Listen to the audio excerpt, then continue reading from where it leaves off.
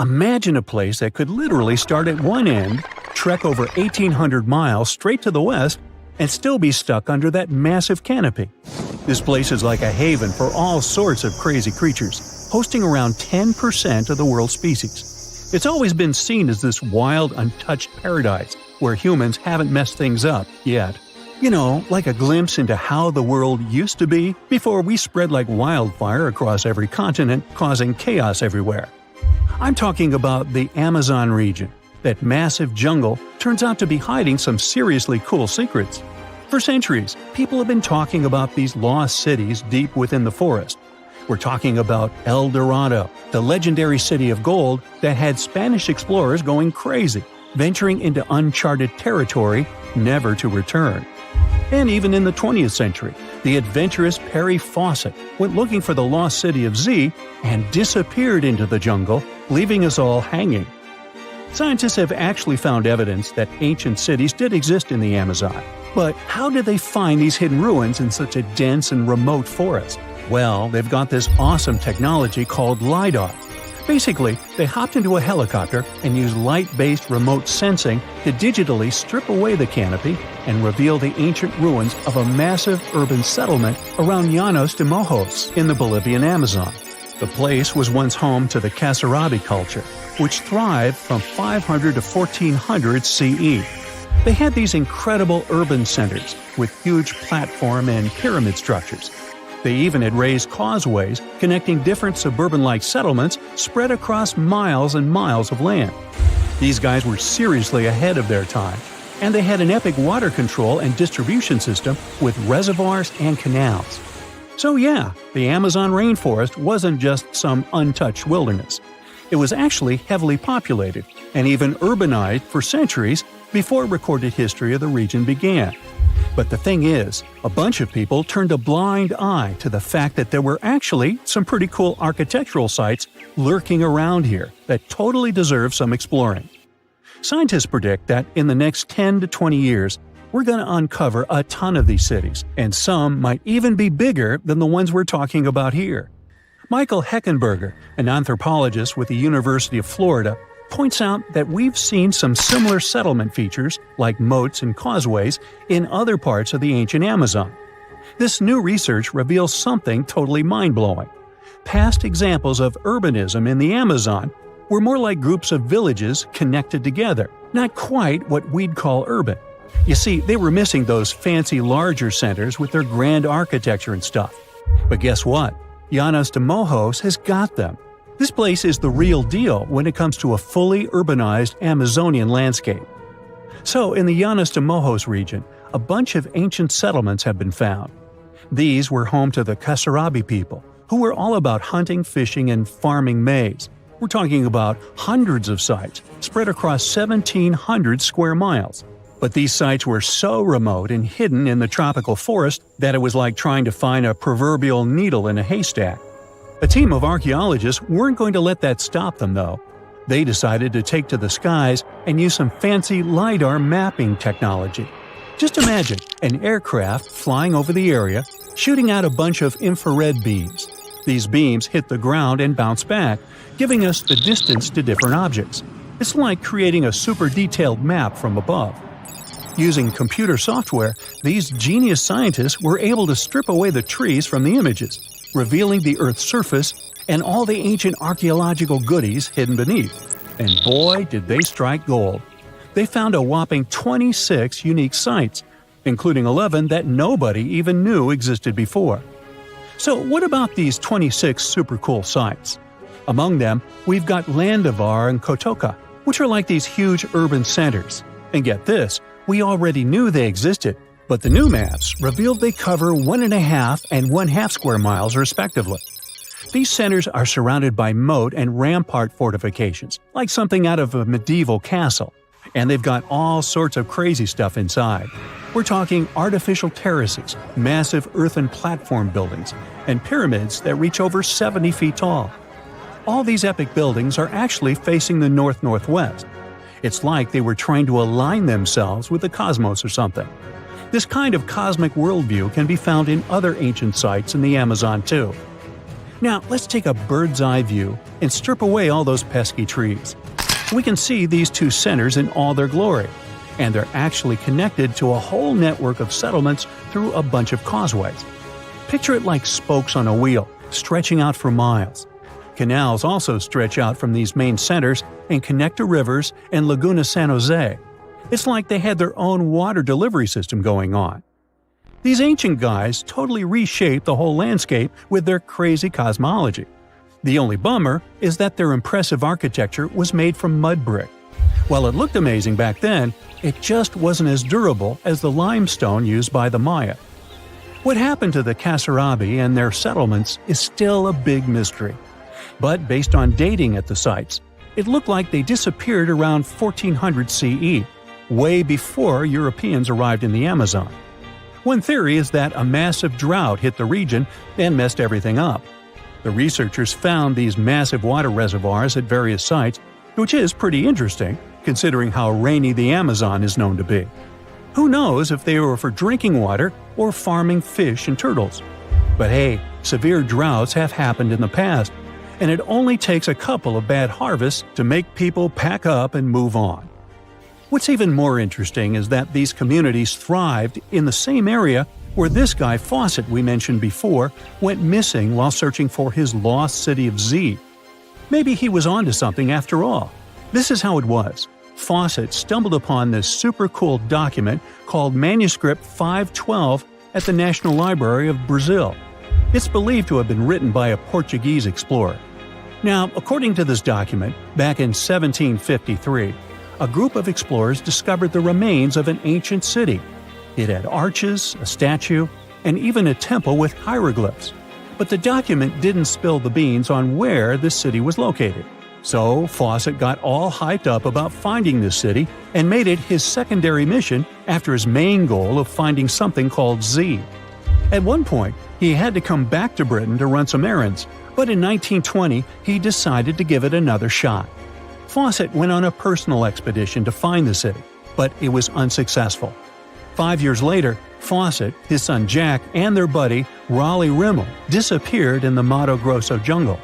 Some researchers think that Fawcett might have been influenced by info he got from indigenous folks about this place called Cojicagú.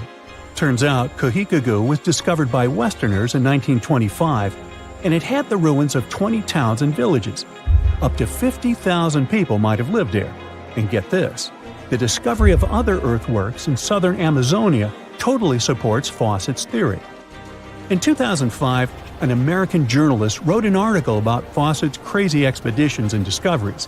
He called it The Lost City of Z. Catchy, right? Well, in 2009, he turned that article into a book with the same name. And in 2016, the super talented writer-director James Gray made it into a movie. Now, here's where things get a bit sad. The Amazon region is changing rapidly. Farming, ranching, and energy production are changing this incredible place.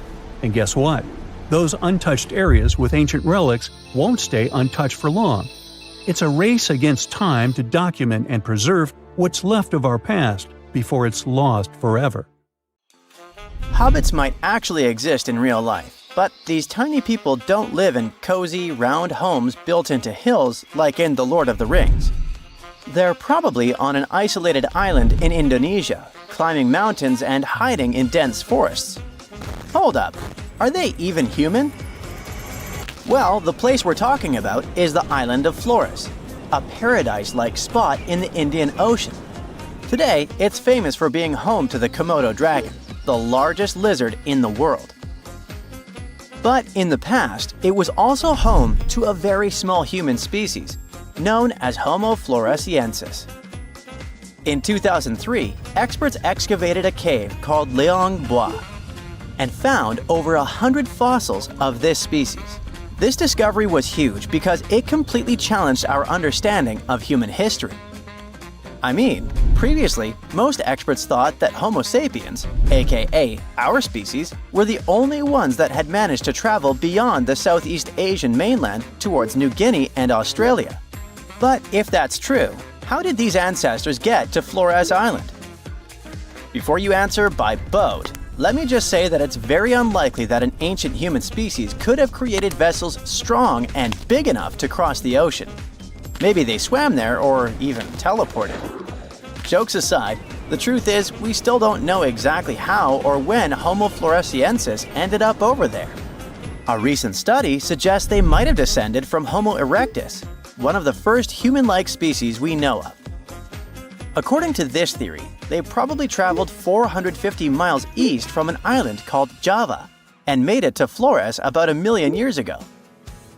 Once living isolated in Flores, their bodies shrank over the years and they ended up becoming really short. But that's just one theory, and there isn't much solid evidence to back it up yet.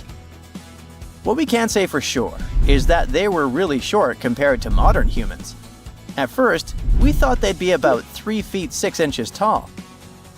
But that changed in 2016 when experts found new fossils, including a tiny arm bone and some teeth that showed they were even smaller, about 2.4 inches shorter to be exact. These hobbits also had a very small skull and a tiny brain, about 1/3 the size of ours. They had wide hips and shoulders, short legs, and big, flat feet. Overall, their bones were so small that at first, experts thought they might belong to kids. But nope. Since they had wisdom teeth, it was clear they were definitely dealing with adult skeletons. Very small adults, though.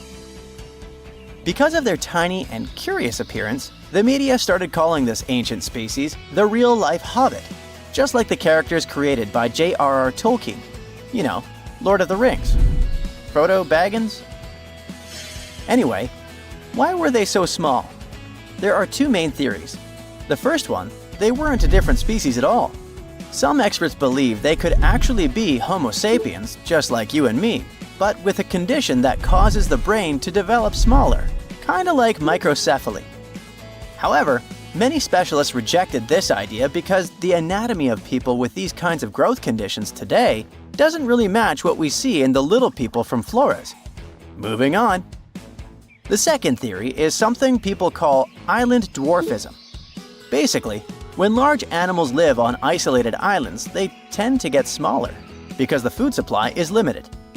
For example, there's this dwarf elephant that lived in Sicily and Malta a long time ago, and it only measured about 3 feet tall. Meanwhile, its relative on the European mainland was about 13 feet tall. With a pocket-sized body, these animals need less food, which means they have a better chance of surviving on an island. Another factor that leads to this type of dwarfism is that these animals don't have to worry about defending themselves from large predators. I mean, if you're on an isolated island with no lions or tigers around, there is really no need to be huge. So this could be what happened to the Hobbit people. Studies show they lived in Indonesia at least 100,000 to about 50,000 years ago. But after surviving for so long, these short people mysteriously disappeared. It's possible that they vanished after 8 massive volcanic eruptions hit that region. This idea came up after researchers found a thick layer of volcanic ash right above where the fossils were first found. Even with this evidence, no one can say for sure if the eruptions were the reason for their disappearance. And recently, an anthropologist questioned this theory by saying they might still be alive today. Wait, what? It sounds crazy, but he actually talked to dozens of local people who believe they've seen a tiny hobbit-like man in the flesh on the remote island of Flores. In fact, mysterious stories about sightings have been told long before the remains of Homo floresiensis were even discovered. So it's not like they made up these stories after hearing about the fossils. At least 30 people living there claim they've seen, with their own eyes, a creature that is halfway between an ape and a human. It had an ape-like face and was definitely smaller and hairier than a person, but it walked completely upright with both feet on the ground, just like a human. Locals call it liable. But what should we call it? I mean, can this creature be our famous Homo floresiensis? Well, maybe. Anthropologist Gregory Forth has been working on the island of Flores since the 80s, and he says the locals' descriptions are strangely similar to what we imagine these ancient, short humans might have been like.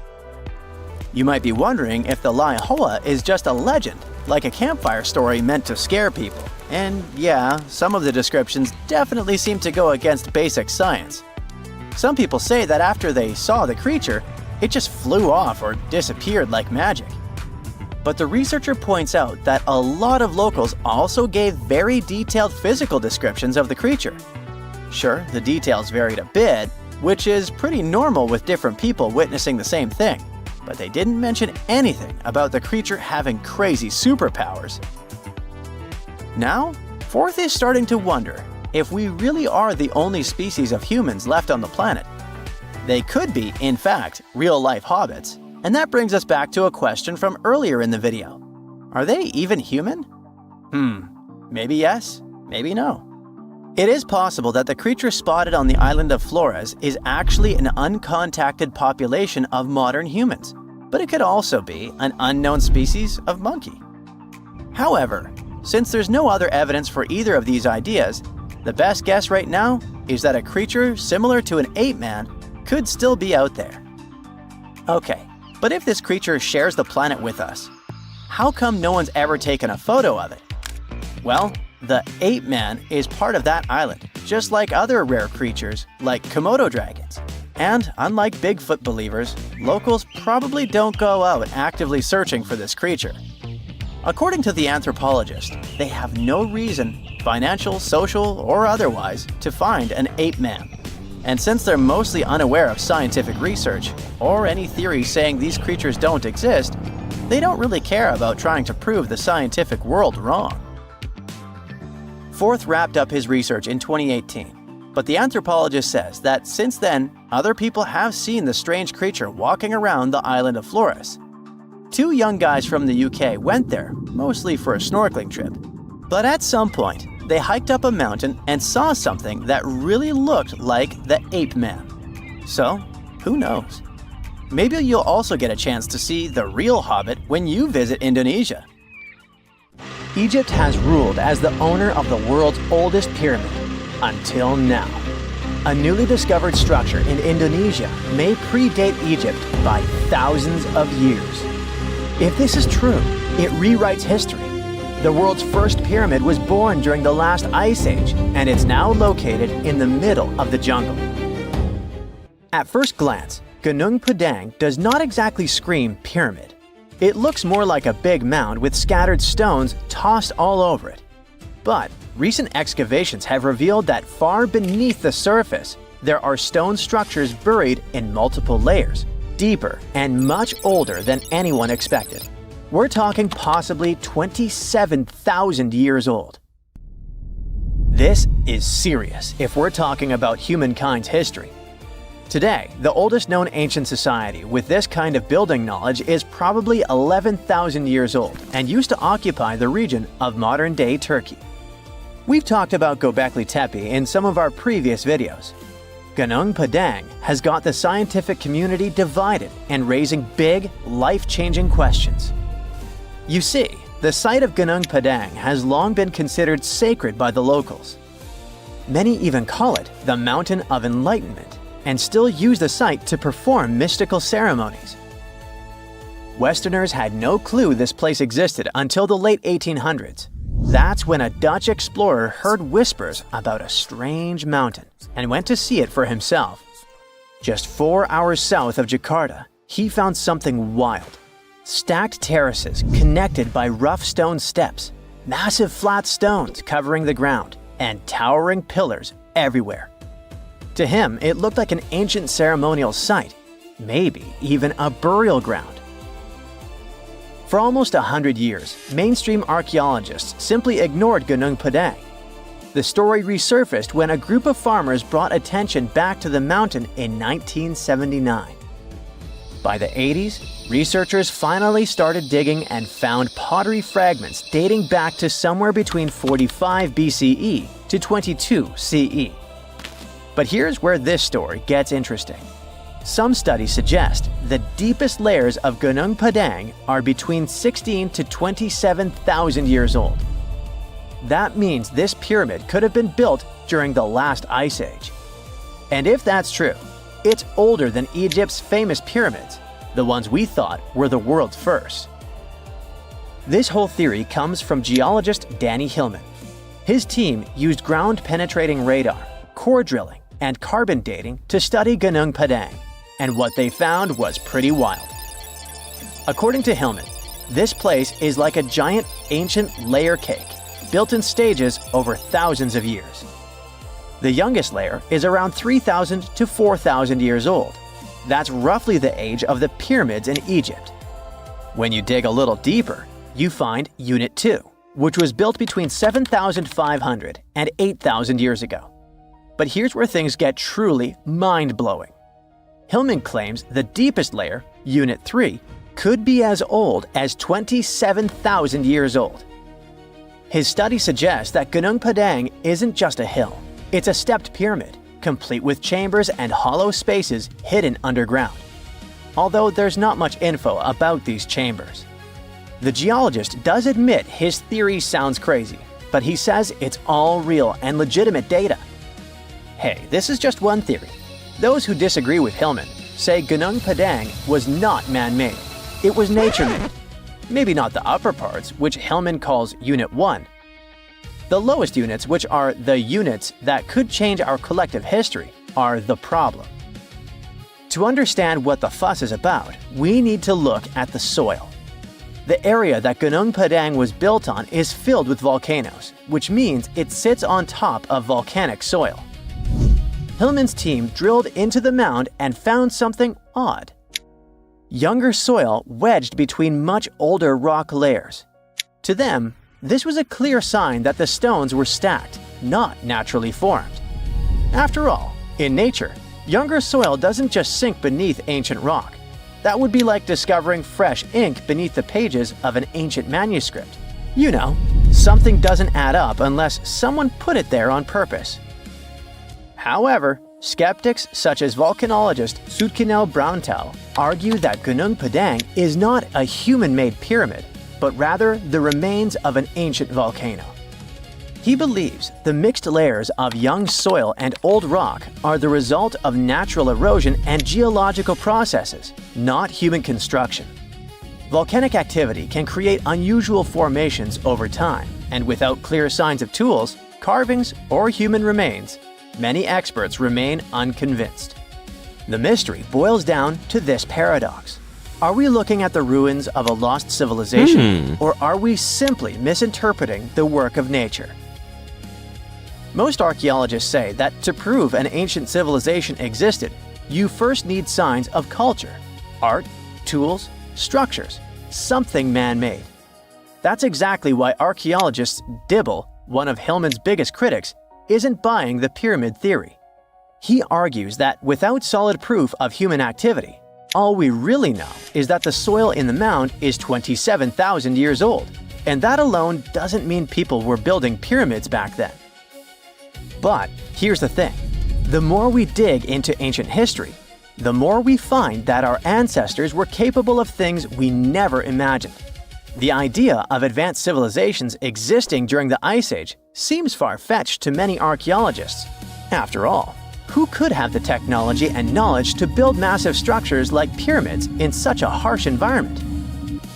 This is where some researchers, particularly Graham Hancock, come in. Hancock is known for his controversial theories that say that advanced civilizations may have existed during the Ice Age. The last Ice Age lasted from about 2.5 million years ago to roughly 11,700 years ago. During its peak, huge ice sheets covered large parts of North America, Europe, and Asia, making it a challenging time for human survival. Most archaeologists believe that humans during this period were mainly hunter-gatherers, moving from place to place in search of food and shelter. The idea that they had skills to build a massive pyramid-like structure is hard for many to accept.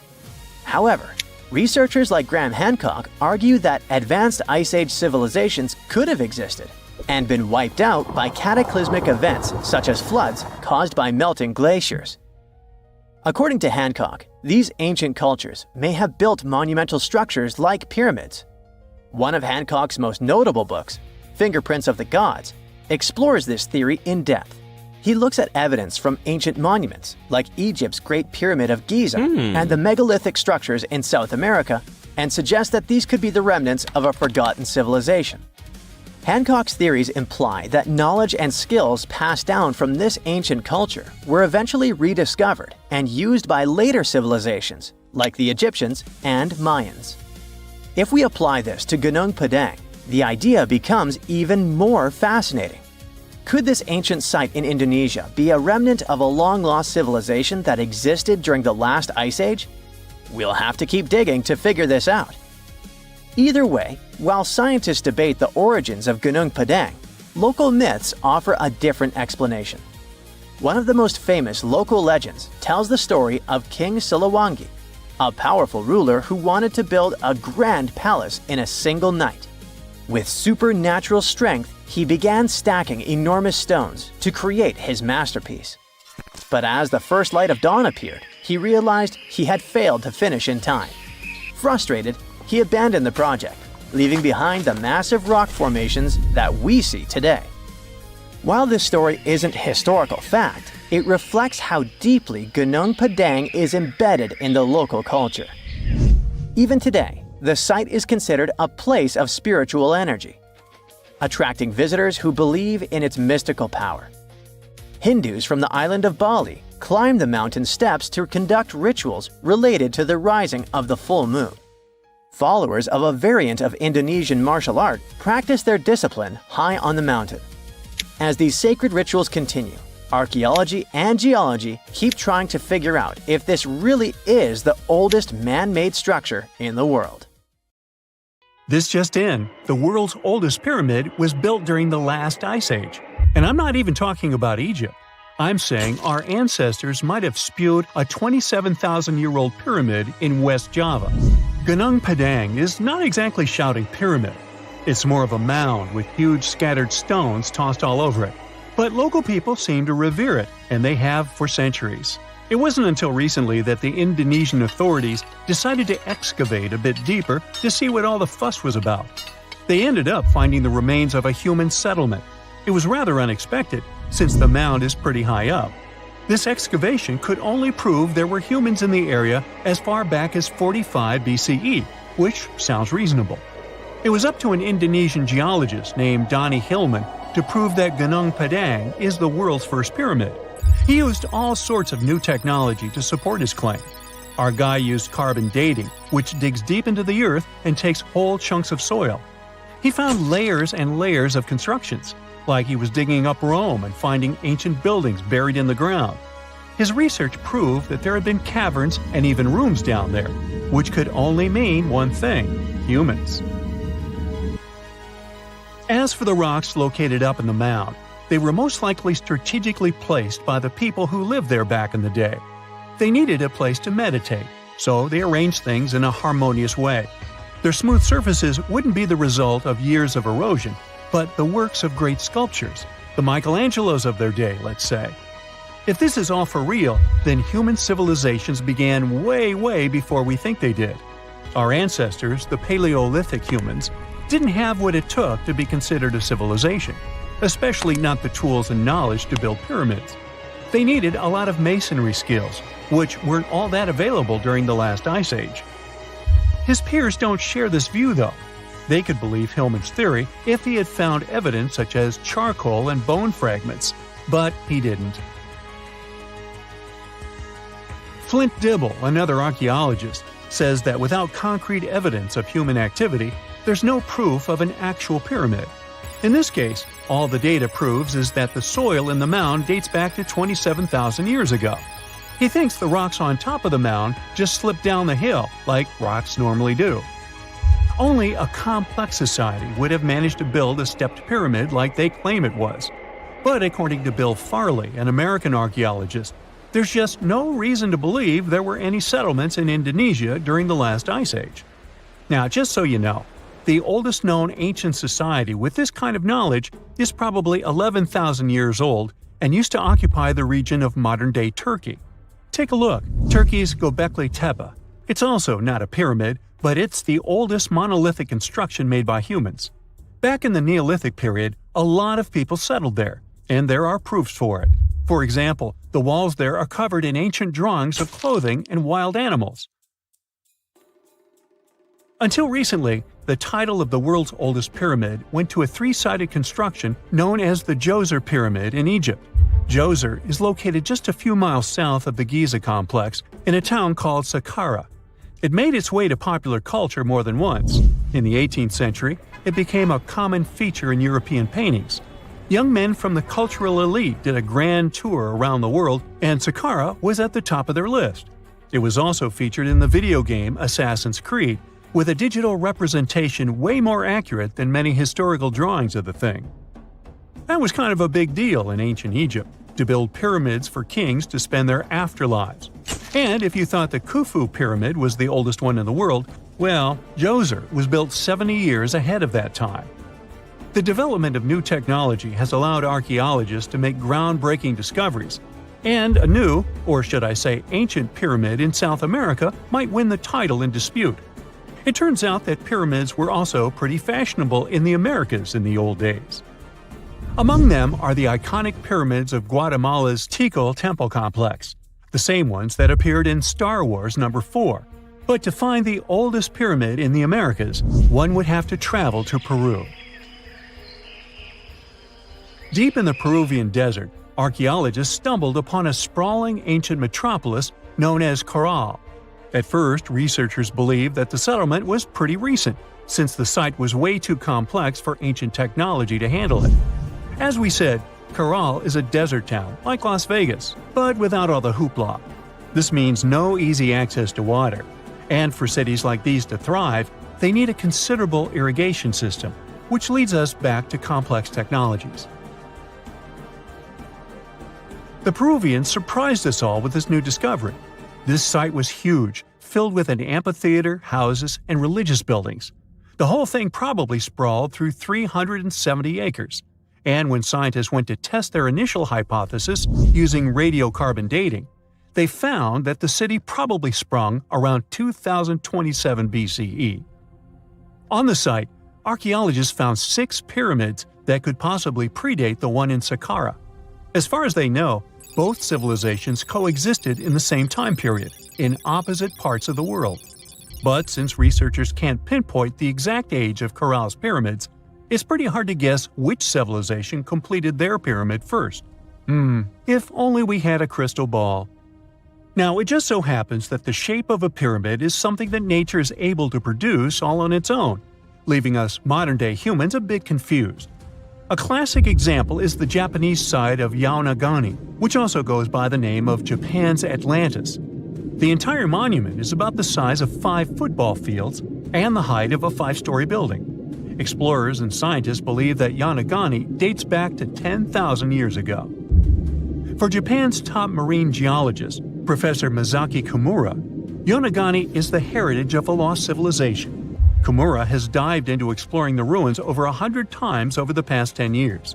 To him, there are clear signs of human activity down there. Check out this triangular-shaped pool on the monument's surface. Kimura thinks it's actual proof of humans, because this triangle-shaped concave is a historical symbol of water fountains in the region. As it happens with a lot of these cases, not all scientists are convinced the same. For many, Yaonagani is probably the result of thousands of years of erosion, and the fact that the monument is composed of one massive rock leads them to believe it is not really human-made. Sure, these huge basalt columns may look like the ruins of a palace, but they're most likely the result of the intense volcanic activity in the region. And speaking of natural formations that really look like a human made it, a pyramid on Mars has been a hot topic lately. Humans have been keenly trying to prove that there is life on Mars for quite some time. But some are stretching it really far, saying that little green or gray people built a pyramid on the planet to try and build their own civilization.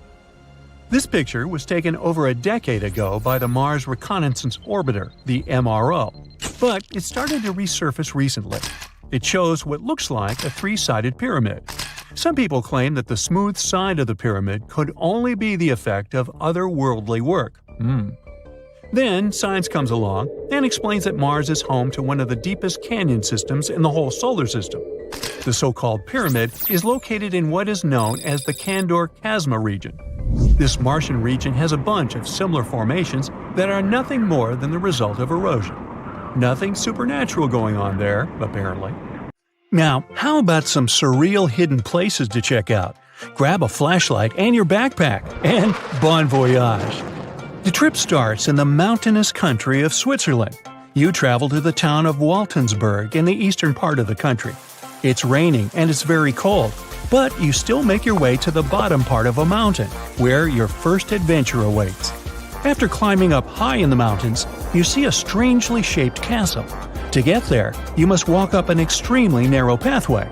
Don't look down, you think to yourself. You tighten the straps of your backpack and manage to walk along the pass. Standing at the door of the castle, you really can't believe what you see. A 13th century fortress built entirely of stone.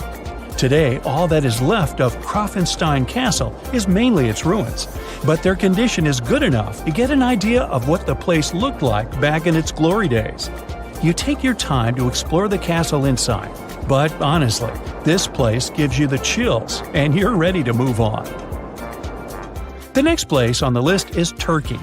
A plane and then a car ride later, you arrive in the city of Çorum in the northern part of the country. On the outskirts of Çorum, you find a valley filled with old, overgrown mountains and see the beginning of the trail you're about to hike. The way is extremely steep, but it leads to a secret door carved in the mountain. Congratulations! You've just arrived at Kapilikaya. The huge door is a massive arched stone that blocks the entrance to a hidden building. Experts think it has existed since the 2nd century BCE. Unfortunately, the huge door won't open, so what's hidden inside is a mystery today. It's guessed that there is a room inside. Some locals say there's a treasure hidden there too, but until today, no one has managed to enter the place to check. Okay, it's time to get moving before night falls. Next, you get the unique opportunity to travel to Ethiopia. Wandering around the city of Lalibela, you stumble upon a huge pit carved in the ground. You approach it carefully, and soon enough, you see a magnificent terracotta building, so richly detailed it leaves you mesmerized. But that's not all. There are 10 other pits just like this one, hiding King Lalibela's 12th century buildings.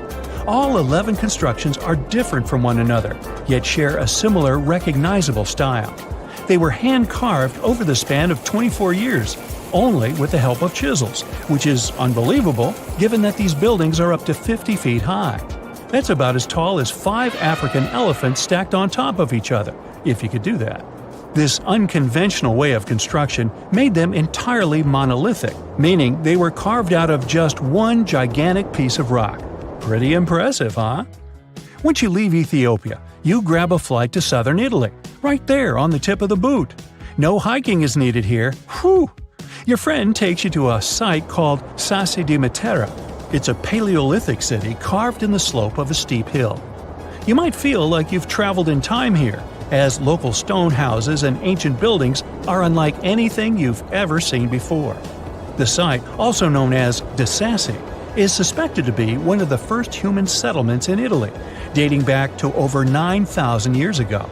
Wandering around the town, you might get invited inside one of the cave-like houses.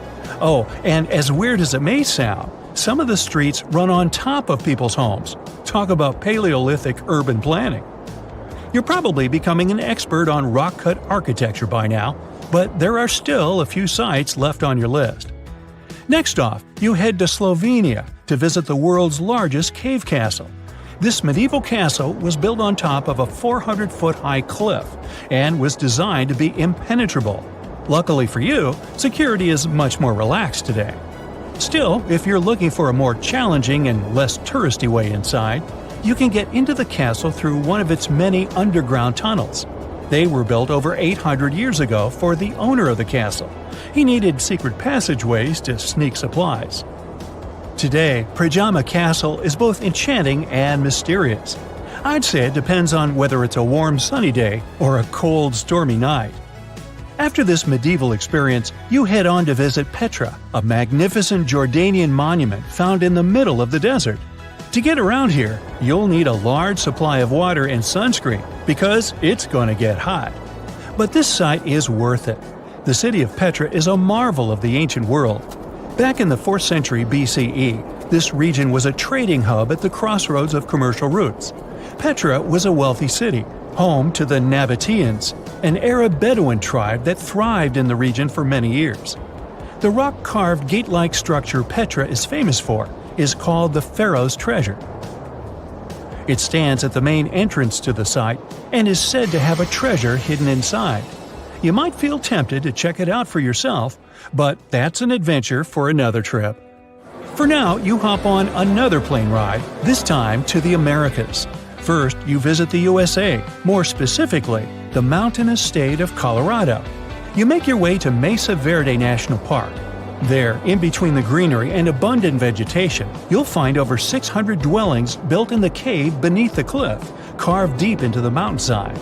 This ancient village is now considered a heritage site. The local Puebloan tribe built it back in the 1190s. One of its main buildings is called the Cliff Palace. It's a multi-story construction built from sandstone and mud mortar. The palace alone housed over 150 rooms. If you're feeling sporty, you might want to visit the Balcony House. To get there, you'll have to climb a 32-foot ladder. You'll get to see a mid-sized village of 38 rooms, including 2 kivas. Those are traditional chambers that were built by the Puebloans for ceremonial purposes. Still, in the U.S., you make your way to the hills of South Dakota. You're there to visit one of the world's most impressive human-made sculptures on Mount Rushmore. What's so mysterious about this place, you might ask? Well, during Mount Rushmore's construction, a 70-foot-long secret tunnel was built behind the head of Abraham Lincoln. The tunnel was supposed to hold all the documents and artifacts important to the United States history. After the designers thought it through, they decided it was better to hide them in a safe box in the floor of the tunnel. The box holds the history of how Mount Rushmore came to be carved, as well as a brief history of the U.S. and the 4 presidents depicted on the mountain. Amazing, right? Now, you're headed down to Machu Picchu, a South American site hidden between the Peruvian mountains. Machu Picchu itself is already a mystery.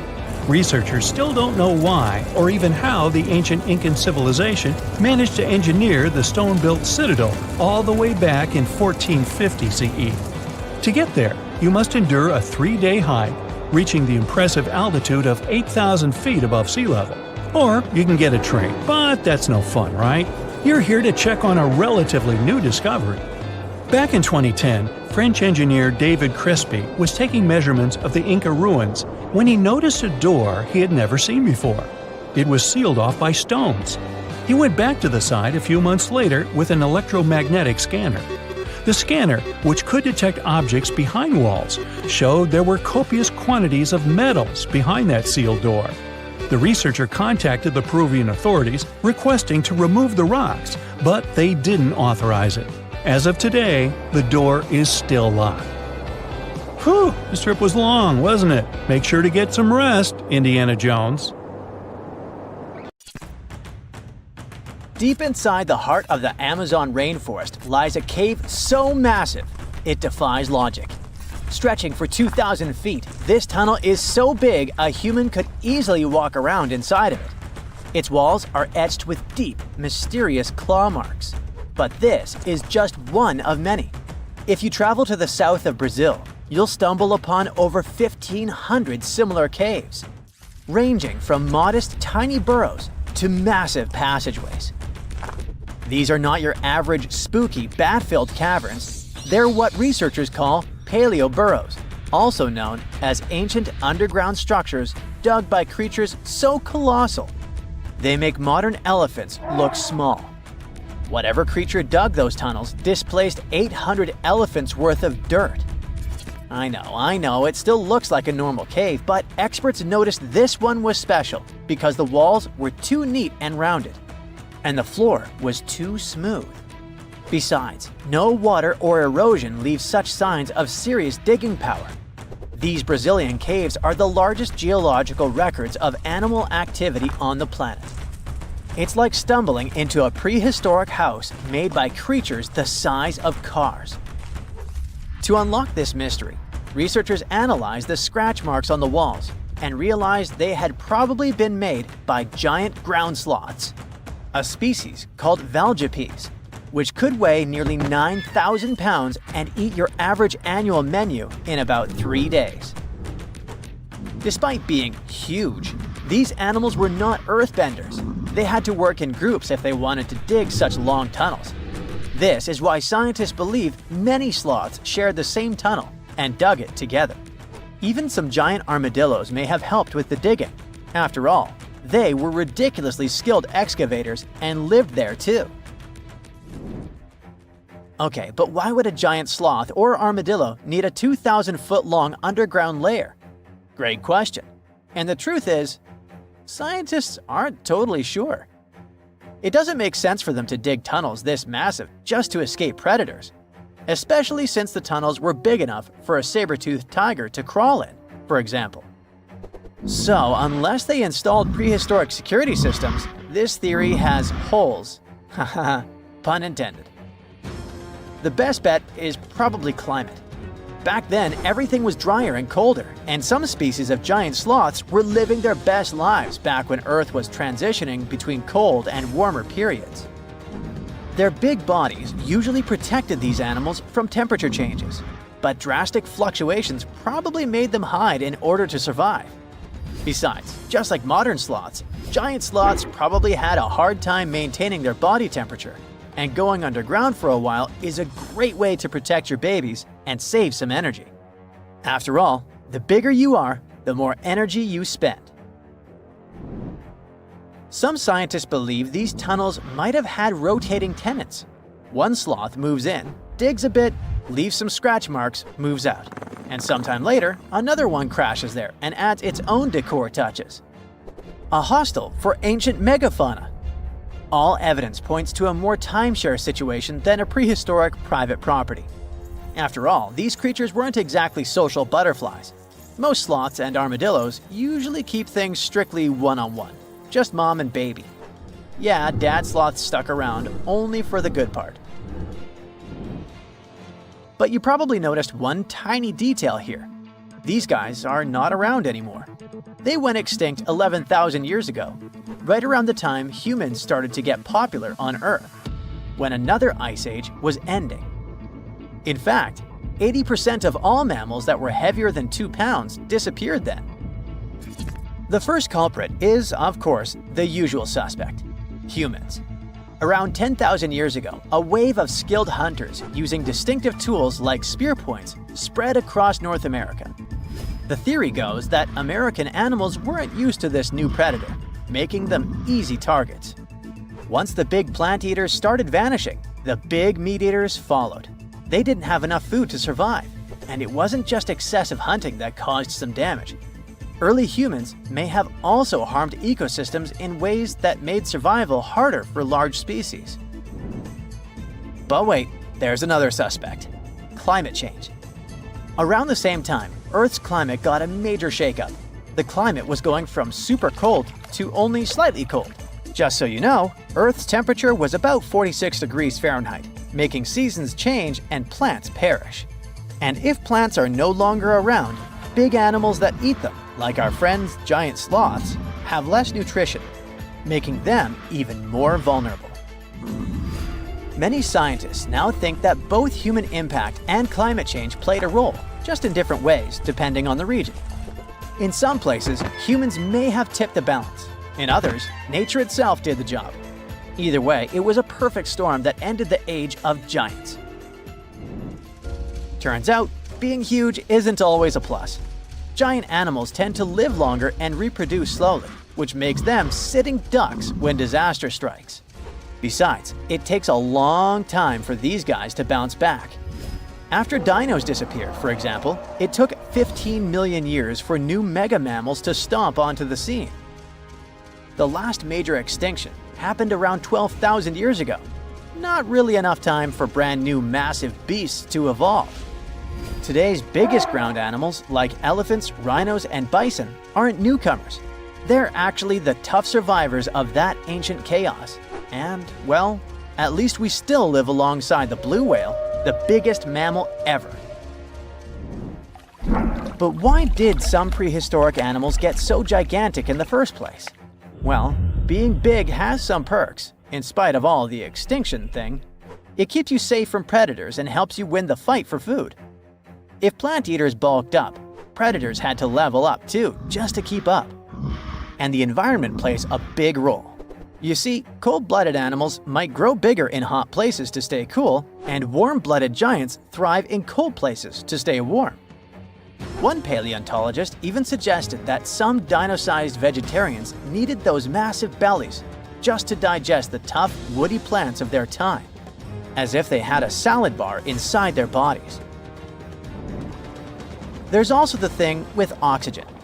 Back then, Earth's atmosphere had way more of it. That's a big deal, especially for creatures with less efficient breathing systems like insects. Higher oxygen levels meant their bodies could handle more growth and more activity, kind of like nature's turbo mode. We also have to discuss bones, specifically the lighter ones. Many huge dinosaurs had air sacs built into their skeletons, just like modern birds. This made their bones strong but not ridiculously heavy, meaning they could grow super tall or long without collapsing under their own weight. Those air sacs also helped with cooling down, which is super important when you're basically a walking oven of muscle. On the flip side, modern mammals are limited by gravity and biology.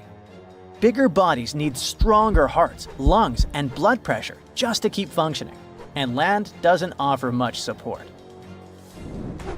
This also explains why whales got even bigger than dinosaurs. The ocean acts like a natural support system, which pretty much means that buoyancy helps hold up all that mass. So blue whales can hit a jaw-dropping 330,000 pounds without turning into pancakes. On land, that kind of size would be a serious health hazard. So ancient giants weren't just freaks of nature. They were the result of the right mix of air, food, physics, and environment working together in just the right way. The whole extinction event surely is a bummer for giant sloths that worked as gigantic engineers of nature, but it surely prevented us from sharing the planet with insects the size of crows, like some types of griffinflies or millipedes reaching almost 6 feet in length. Yikes! Now, if you'll excuse me, I'm going to appreciate modern sloths, slow, small, and thankfully incapable of terraforming the landscape and giving me insect-related panic attacks. The story goes that two Mayan twin boys loved to play ball. Sure, they were really good at it, but they also made a lot of noise when playing.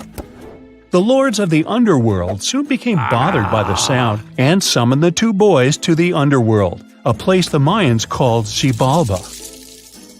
As soon as the boys reached their gloomy destination, the lords of the underworld began putting them through a series of tests. Soon enough, the inexperienced twin boys failed the tests and lost their lives. But this was not in vain. This sad event resulted in the appearance of a beautiful fruit tree.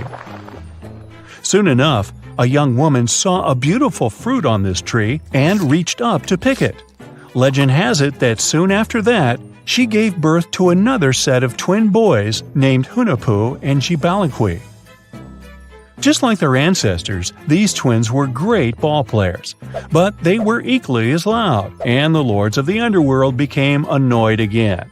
They decided to ask this pair of twins to come to play a game in the underworld, hoping to get rid of them too. When the twins arrived, the Lord sent them through a number of frightening places. The first one was the House of Gloom, which was very dark. They then passed through the House of Knives, where they had to avoid getting injured. The twins then built a fire in the House of Cold, so that they didn't freeze, and ran through the House of Jaguars, where they tricked the animals into not eating them. Finally, they entered the House of Bats, where they seemed to have lost their luck. One of the bats managed to run off with Hunahpu's head. The lords then challenged the twins to play ball with them, but the boys were clearly at a disadvantage. Xibalba placed a turtle on Hunahpu's shoulders to make up for his lost head, and they began playing. As the lords became distracted by an animal near the court, Jibalinkui stole his brother's head and placed it back in its place. Much to the annoyance of the lords, the twins were now able to tie the game. Hunahpu and Jibalinkui continued to perform a series of tricks for the lords of the underworld. One of them involved Jibalinkui injuring Hunahpu and then bringing him back to life. The lords were so impressed by the twins' performance that they asked them to do the same trick on them. Of course, the twins agreed, but after performing their trick on some of the lords, they refused to revive them. Seeing what had happened, the lords of the underworld admitted defeat and begged for their lives, promising not to intervene in the lives of people ever again. Hunahpu and Jibalinkui were happy to have avenged their ancestors and gained the respect of the lords. Legend has it that the lords of heaven were so impressed by the twins that they took them to live in the sky by turning them into the moon and the sun. The Maya civilization was one of the most dominant indigenous societies in history, and their folklore and traditions are still discovered and studied today. They used to live in a territory called Mesoamerica. It was made up of modern-day Mexico and parts of Central America like Guatemala, Belize, Honduras, Yucatan Peninsula, and El Salvador. They lived from 1800 to 900 BCE and up to 900 to 1500 CE. Apart from their impressive legends, the Maya were very skilled inventors. They're known for their calendars, writing systems, farming methods, and sports. Their writing, for example, was found preserved on buildings and stone monuments, as well as in rare books and pottery. It's a system made out of more than 800 hieroglyphics in various combinations. Each of those signs was said to represent a syllable. Their writing system was deciphered by accident by Tatiana Proskorakov, an American woman who initially studied to be an architect. Since she didn't find a job in her field, she eventually became a Mayanist in her own right, despite not being academically trained. She was the first to notice that the Mayan upended frog glyph meant birth, and that their toothache glyph meant the date when the king ascended to the throne. It made it easier for scientists to pinpoint birthdays, as well as the names of the rulers of a specific Mayan dynasty. They also invented the concept of zero, which is seen as one of the greatest innovations in mathematics, physics, and human history altogether. Sure, even back then, people understood the idea of having nothing, but the concept of zero as a number is a relatively new invention. A fun fact about Mayans is that they really liked hats. The bigger your hat was, the more important you looked. Not only was it a sort of fashion statement, but it also made them look taller, which was a big deal for their aesthetic. The Mayans also came up with one of the most intricate and complex calendars in human history. It was the first to use zero as a placeholder. Their calendar ended on December 21st, 2012, which led some people to believe that it translated to the end of the world. Obviously, that was not the case. It just so happened that the date coincided with the end of a Mayan cycle of years. But you know, as advanced in science and astronomy as they were, they did make some mistakes. One of them was their belief that the world was flat. Their theory was that the four corners of the world were watched by the brother lords, who kept the sky from falling over their lands. Hats off for their menus, though, as they were well-known chocolate eaters. They turned eating chocolate into a form of art. The drink they made wasn't really like the hot chocolate we enjoy today, though.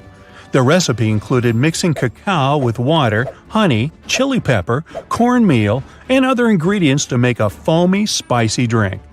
The ritual of drinking cacao was a crucial part of their celebrations. We're not done discovering all the amazing parts of their architecture and civilization. It was only a few years ago that a Maya pyramid was found at Tonina, in the Mexican state of Chiapas. It was estimated to be more than 1,000 years old.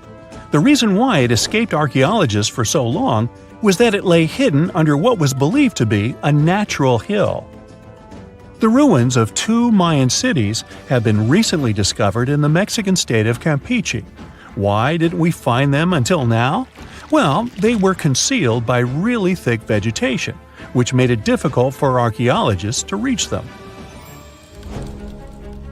The Mayans didn't just disappear. Their descendants are still around today, many of them choosing to live in their ancestral homelands. You can find them in Guatemala, for example, where the Maya people make up the majority of the population. Overall, the Maya ethnic group contains people that speak different Mayan languages, such as Yucatec, Quiche, Quechua, or Mopan. They had no idea what a spa day was, but the Mayans really enjoyed a nice sweat once in a while. Sweat lodges were discovered around ancient Mayan sites. They were built out of stone or adobe. These rooms were an essential part of their cleansing and healthcare rituals. One of the earliest sweat lodges was found in Quello in northern Belize and appeared to date back 3,000 years. One of the most important parts of the Mayan culture was a ball game which they named Pix. It had both political and spiritual significance. We can see ball courts at important parts of Mayan archaeological sites. The main goal of the game was to pass a rubber ball through a very high stone hoop without using your hands. Basically, it was a combination of soccer and basketball. However, it could have serious consequences. The loser could, at times, even lose his own life. Ooh, high stakes indeed. Because of this game and the need for bouncy balls, the Mayan people were some of the first cultures to use rubber. They made it using natural latex. There were different kinds of rubber depending on what natural substances the latex was mixed with. And that, my friend, is the way the ball bounces. Sorry, but you know me, I just couldn't resist. There's this interesting ancient site near St. Louis, Missouri, that a lot of people don't know about. It's called Cahokia, and it used to be a huge city with up to 20,000 people living there back in the 11th century. It's full of these massive earthen mounds that were built by hand, and the biggest one is still there today, at the Cahokia Mound State Historic Site. Even though we don't know everything about this civilization, researchers have been able to piece together some information from the remains they've found. For starters, they found some pretty old teeth at this site. After studying their appearance and structure, scientists suggest that a lot of different indigenous groups lived there. About a third of them came from other areas in the middle of the continent, which they figured out by studying the different levels of various substances in the teeth. And get this, the way the mounds are arranged shows that this was actually a planned-out city, not just a bunch of villages grouped together. The rulers lived on top of the mounds, while everyone else lived in other structures. It's amazing to think that they were doing things like farming, hunting, logging, pottery, and weaving, all within this one giant city. Right in the middle of Cahokia, there was this giant mound that was about 100 feet tall, and around it, there was this huge wooden fence. Inside the fence was the city center, which had a big open space called a plaza. Archaeologists think that the plaza was designed to represent the 4 cardinal directions of the world. It was like the people who built it wanted to create a place that was in harmony with the universe. The center of the city was where they held ceremonies and events, and it was such a big deal that people from outside Cahokia would come to be a part of them too. What became of this city? Hard to tell. Some people think that the reason it fell apart is that they cut down too many trees and the land got all messed up. Other scientists believe that's not true because the soil was still in pretty good shape after the city was gone.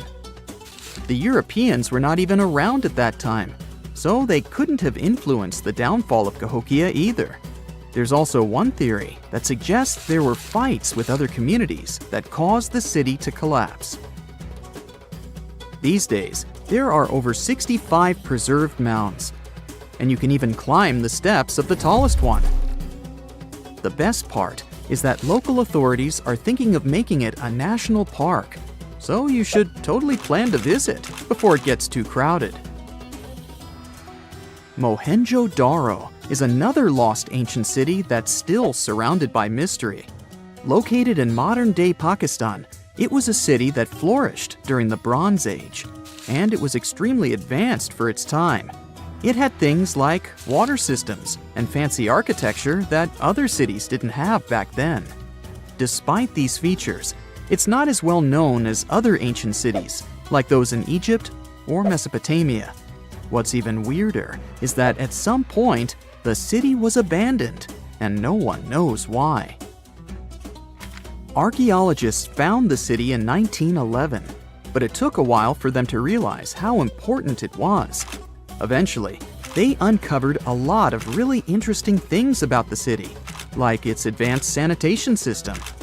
Excavations uncovered over 700 wells, as well as private baths and a large communal bath. Remarkably, even private homes had toilets, and waste was efficiently disposed of through a citywide sewage system. They also had a lot of trade connections and made some really beautiful objects, like pottery, jewelry, and figurines that were sold all over the region. Despite its amazing culture and knowledge, scientists have yet to figure out why the city was abandoned. Some people think changes in the nearby river might have had something to do with it. The writings that the people of Mohenjo-Daro left behind are still a complex code, even for the most skilled specialists, making it even harder to piece together their history. Have you heard of the lost city of Kolmanskop? It used to be a small settlement in the Namib Desert. Legend has it that it got its name from a man named Coleman who got stuck in the local dunes and was never seen again. But that's not the interesting part. In 1908, a railway worker found a shiny stone and showed it to the chief railway foreman, who turned out to be a hobby mineralogist. They discovered it was a diamond, and soon, Kolmanskop became the richest town in Africa and one of the richest places in the world. It had luxurious stone houses, a school, a hospital, and even an ice factory to produce ice for fridges. The hospital had the first X-ray machine in southern Africa, which was supposedly used to check if workers were illegally swallowing diamonds. Its popularity began to decline in the late 1920s when another diamond-rich location was discovered nearby. Most of the inhabitants soon began to flee the city in search of a better life, leaving the buildings abandoned. In 1938, all machinery was taken south and the town was left to the desert. The last inhabitant left Kolmanskop between 1956 and 1960. The hot climate and low humidity have preserved the structures over time, and tourists can now visit this desert ghost town. You've surely heard about this next ancient city, Machu Picchu. It's this incredible ancient location in Peru. It stretches across a huge piece of land in the Andes Mountains and sits high above sea level. It's even considered one of the wonders of the modern world. But here's the thing. Scientists aren't exactly sure what it was used for. It could have supported up to 750 people, but there aren't a lot of human clues left behind. Some people think it was more of a spiritual or ceremonial place, while others believe it may have been like a fancy spa retreat for the nobles. The extensive terraces might mean it was used for crop testing or as a trading hub. And there's even a theory that it was used as a prison because they found a cell-like area too. It's amazing that even today, archaeologists and historians are still puzzled about how it was built. Did you know that they probably didn't even use wheels for transportation? And those massive granite rocks were somehow pushed up the steep Andean mountains, even though most of them weighed a lot. Some historians think that hundreds of people worked together to push each rock up the peak. The huge stones at Machu Picchu are also so close together that you can't see any cracks between them. It's pretty cool because it also makes the area safe during earthquakes, which is important since Peru is a shaky country. But how did the stones stay put during all those quakes? They actually move a little bit, but then they go back to their original spot, almost like they're dancing. Some people think wet wooden wedges were used to keep them in place, but that doesn't really add up, considering how big the structures are. Locals back then also seem to have built Machu Picchu without using any pack animals or iron tools. They had to sculpt and put everything together using mostly their hands. Plus, the citadel is built on a fault, so they had to move a bunch of stone and earth to make it flat. Scientists also think that the real construction is actually underground because of the deep foundations and drainage system. In fact, there's a hidden water system that was just recently discovered using 3D scanning. They didn't even use mortar to put the granite blocks together. They were so precise that you can't even fit a sheet of paper between them. One theory suggests that people that lived there used stone tools made of a harder material than the stone they were cutting. You are lost deep within the jungle in the Yucatan Peninsula in Mexico. There are strange noises all around you, and to make it worse, the sun is setting. Soon, you'll be alone in the middle of an unknown rainforest. Guess it was a pretty bad idea to come looking for El Dorado on your own, wasn't it? You keep walking as fast as you can, when suddenly, wait! What's this you're seeing? It looks like large stairways made out of stone. This definitely doesn't look natural, so you take a picture. Maybe you didn't strike gold, but you might have just found something relevant. Congratulations! You found Akamtun, a long-lost Mayan city, hidden 37 miles into the jungle. The name literally translates to stone column.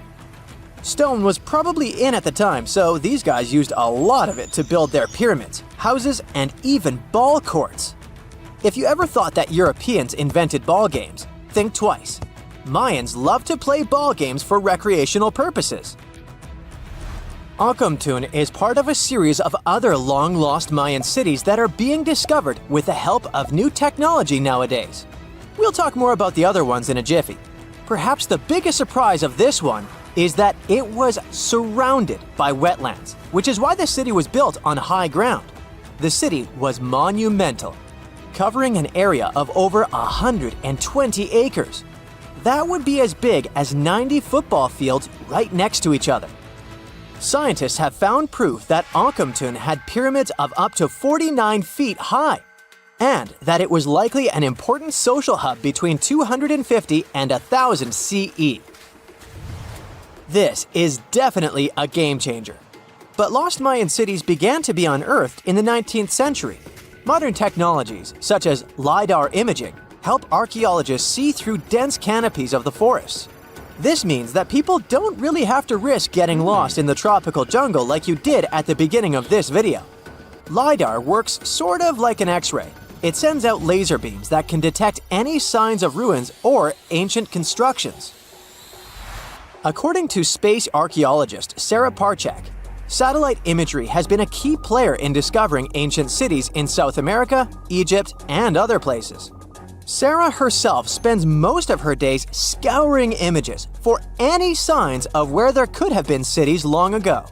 She says that more often than not, what happens is that ruins are covered by vegetation, soil, or sand, which makes them super tricky to find. But thanks to these awesome tools, scientists also made the huge discovery of ancient Mayan causeways, which spread throughout old Mayan territories. I mean, take a look at these roadways. You'd expect to see ruins like this in places such as Portugal, England, or the United States. I'm talking about 130 feet wide roads painted white to help travelers journey through the nighttime. Scientists recently unearthed a 110-mile network of roads such as these, and they think this dates back to before the first registered Mayan highways we've known so far. These roadways, which sometimes ran over the swampy ground and were even elevated at times, are being called the world's first superhighways. Even if there is no registry of animal-powered vehicles, it's believed that the Maya used them to travel around a network of possible 964 settlements. They were built like a huge spiderweb, and from what archaeologists have gathered, this huge system of roads worked to connect a big system of economic and social interactions between Mayan cities. This completely debunks the traditional idea that the Mayan pre-classic period, which dates back to 2000 BCE, was made of small, tribal settlements. Imagine the manpower and engineering ability you need to muster to build something close to these white highways. Scientists believe that these causeways were built pretty much the same way as the Mayans built their pyramids, with a mixture of mud and quarry stone. Oh, and using several layers of limestone to make them white. That's pretty cool, right? But let's take a few steps back for a moment to get some context. The Mayans were one of the biggest pre-Columbian civilizations living in the Americas. Until now, experts believe that at its apex, the Mayan civilization consisted of over 40 cities with a population of millions of people. That's a lot of folks. Their civilization spanned Mexico's Yucatan Peninsula, Guatemala, and Belize. And they survived mainly on agriculture. The thing is, the Yucatan Peninsula was an extremely difficult place to grow crops. So the Mayans had to develop a complex irrigation system in most of their cities. They built a series of ceremonial buildings, pyramids, and plazas.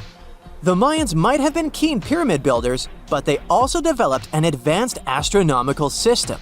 With whatever ancient technology they had, they were able to predict the exact location of planets such as Venus and Mars, as well as the exact dates of eclipses. If you've ever seen examples of ancient Mayan cities, this is Tikal. Located at the heart of the Guatemalan jungle, Tikal is believed to have been the capital of the ancient Mayan conquest state. At its height, it was comparable in importance to cities such as London or New York in today's world. It's composed of a series of complex monuments. The North Acropolis is one of Tikal's most ancient complexes of monuments.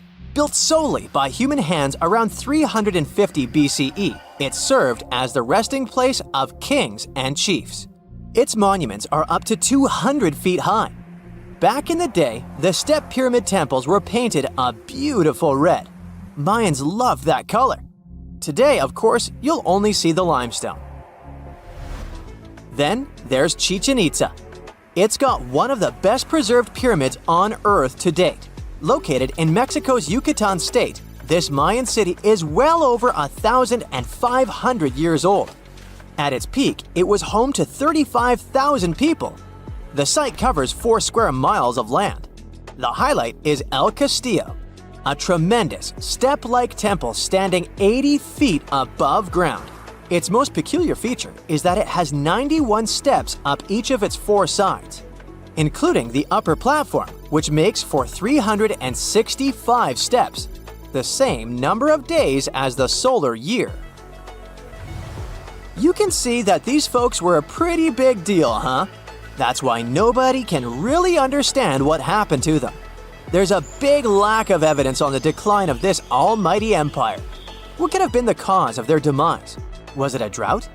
New research in 2017 did bring some new discoveries into the mix. Using data from a site at Ceibal, located at southwest of Tikal, scientists analyzed radiocarbon data from ceramics and archaeological excavations to extract new information about the unexpected demise of this great civilization. The information shows that instead of a sudden collapse, the Mayans most likely fell in waves of social instability and political crises. These events are believed to have deteriorated Mayan city centers and began causing the dispersion of the Mayan population. It's hard to pinpoint the exact causes, though. But hey, recent discoveries are shedding a big light on humanity's past. Not only about the Mayan Empire, but about other long-lost civilizations of South America. A major recent discovery in Brazil was done using satellite imaging technology and is also shocking scientists. Some images from near the Xingu River, also in the Amazon, suggest that cities of millions of people might have existed inside the jungle, way before our modern civilization ever existed. I mean, if this doesn't shock you, I don't know what will. Satellite imagery also detected a network of trenches dating back to 200 and 1200 CE in the Bolivian Amazon forest. These proofs suggest settlements that could have supported around 60,000 people right in the middle of the Amazon forest. When researchers from the University of Florida went on ground to check the satellite information, they were shocked to find several mounds that were accompanied by ditches and geoglyphs. Archaeologists also found remnants of carefully designed walls centered around plazas, much like the type of construction done by the ancient Mayans. Now, have you ever seen cricket balls that are 3 billion years old? Klerksdorp spheres were found in deposits of the mineral pyrophyllite in South Africa and rock the science world. They do look like tiny ancient cricket balls with seams-like lines around the middle. Back in the 1980s, some folks claimed these spheres had been made by an advanced pre-flood civilization we know nothing about. One museum curator shared stories about how they rotated on their own in a display case. There was also a TV show that invited a psychic who declared the spheres were pieces of an ancient spaceship. But according to geologists, these spheres are actually pretty common concretions or spherical objects formed by different minerals than the surrounding rock. The seam-like lines are just imprints from the host rock's layers building up over time. The Klerksdorp spheres come in different shapes, from noticeably flattened spheres to distinct disks. As for that episode when one of these spheres spun on its own, the curator of the Klerksdorp Museum cleared that up too. He said that when he put one sphere on its glass shelf when a journalist came to visit, the sphere naturally rotated a bit because it's round. The area where the museum is located often experiences earth tremors from gold mining activities nearby. The oldest known human-like footprints could be 6 million years old. They were found on the Greek island of Crete in 2002. If the number is correct, it would mean that early human ancestors may have migrated between Europe and Africa much earlier than we previously thought. This doesn't mean Africa is not the cradle of humankind, though. It could just prove that early human ancestors moved back and forth between continents. Some researchers believe the footprints were left by a bipedal creature possibly related to an early human ancestor nicknamed El Greco. According to scientists who studied them, the footprints have a very human-like shape, with 5 toes and a parallel big toe. Some scientists are skeptical about it and suggest the prints might be from a late European ape. The new study analyzed fossilized marine microorganisms found in the sedimentary rocks to determine the footprint's age and prove it's actually 6 million years. The next amazing find that keeps scientists entertained is the Dorchester plot. It's a beautifully crafted metal vessel with some fancy geometric designs embossed in shiny silver. The pot was discovered in, who could have thought, Dorchester in 1852 under quite unusual circumstances. During a powerful blast, the pot broke into 2 pieces. Scientists believe it was originally embedded within a rock or boulder known as pudding stone. The rock from which the Dorchester pot emerged is dated to be around 500 million years old, so it could mean the pot itself is also that old. The current and less exciting theory suggests that the Dorchester pot is a Victorian-era candlestick holder. Such things were really trending back then, so it's not a surprise to find such fancy household item from that time. The Dorchester pot falls into the category of ouparts, or out-of-place artifacts. Those are objects that seem too advanced for the time period they're supposedly from. If we accept that the pot is 500 million years old, then whoever made it was way ahead of their times in terms of crafts and tech. One extra mystery is that the pot has an engraving of a plant that most likely disappeared from Earth over 100,000 years ago. Sounds like good proof the pot is really extra old. Now, it looks like the oldest map in Europe is a stone from 4,000 years ago. This Bronze Age slab was found in France in the year 1900 at an ancient burial ground. The carvings on the slab show in 3 dimensions the River Odie network with a fantastic accuracy of around 80% over an 18-mile stretch. There are other stone-carved maps around the world, but this one is unique because it shows a specific area to scale. Looks like the slab's carvings don't just map rivers and hills, but also settlements, barrow sites, and field systems. Archaeologists say the slab wasn't used for navigation, but rather to symbolize power. The detailed markings on the slab might have served to illustrate the domain of a local ruler, possibly a prince or king, to show their control over the territory. When the ruler lost power, the slab was likely repurposed as part of a burial vault. The unique artifact was stored in the cellar of a museum. For decades, no one even noticed until several scholars read older reports about the slab and decided to check it out. They conducted a detailed analysis using 3D techniques. Their research proved that the creators of the slab had not only etched lines into the rock, but also modified its surface to reflect the topography of the landscape with high accuracy. The Salzburg cube, also known as the Wolf's Egg iron, was discovered in the late 19th century in Austria. Now, don't let the name mislead you. It doesn't look like a cube at all. It's more like a rounded object with two flat sides. Down the middle, there's a groove, and the surface is covered with pits and craters. This unique appearance is the reason why many people think it might be something out of this world. Workers accidentally found this artifact when they blew apart a piece of coal. The coal seam it came from is thought to be over 60 million years old.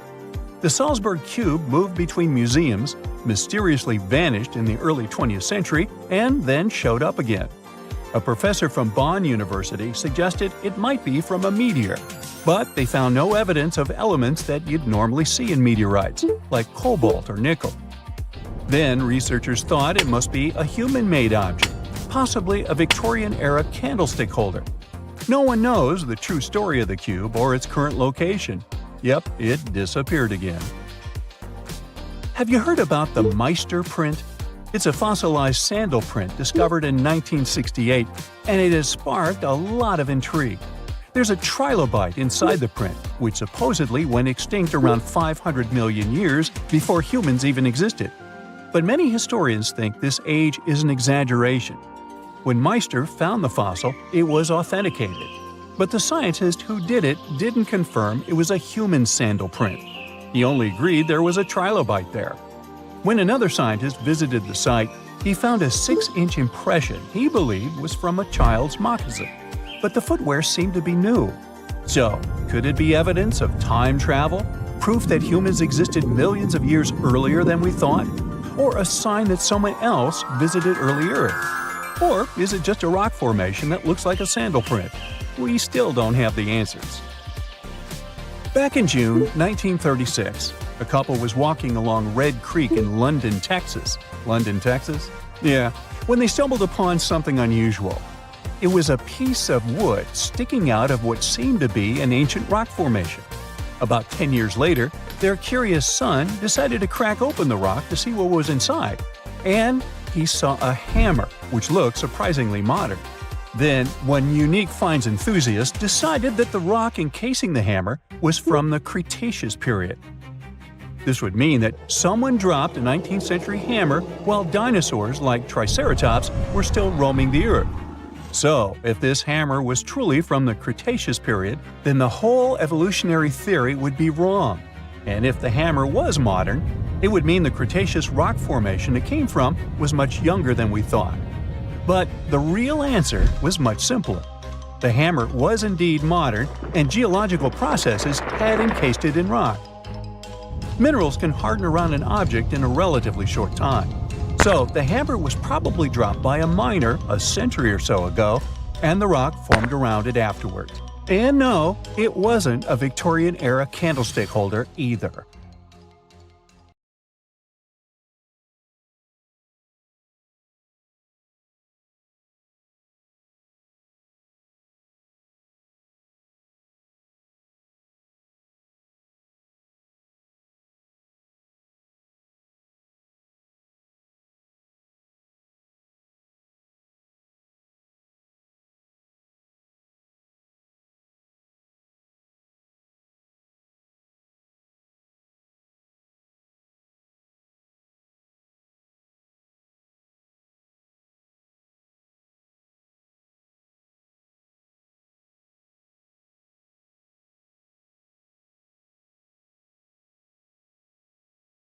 Are you down for the ride? Rainforests are dense and difficult to access. If you were an archaeologist, I'm betting you'd find them quite threatening as well. That's actually one of the reasons why we've been kept in the dark for so long when it comes to the truth about the Mayans. But take a look at this. You'd expect to see ruins like this in places like Portugal, England, or the United States. I'm talking about 130-foot wide roads, painted white to help travelers journey through the nighttime. For scale, these roads were about half the size of an American football field. Huge, huh? Scientists recently unearthed a 110-mile network of roads such as these, and they think this dates back to before the first registered Mayan ruins we've known so far. These roadways, which sometimes ran over swampy ground and were even elevated at times, are being called the world's first superhighways. Even if there is no registry of animal-powered vehicles, it's believed that the Maya used them to travel around a network of possibly 964 settlements. They were built like a huge spider web, and from what archaeologists have gathered, they worked as an implied system of economic and social interactions. This completely debunks the traditional idea that the Mayan pre-classic period, which dates back to 1000 to 350 BCE, was made of small tribal settlements. Imagine the manpower and engineering ability you need to muster to build something close to these white highways. Scientists believe that these causeways were built pretty much the same way as the Mayans built their pyramids.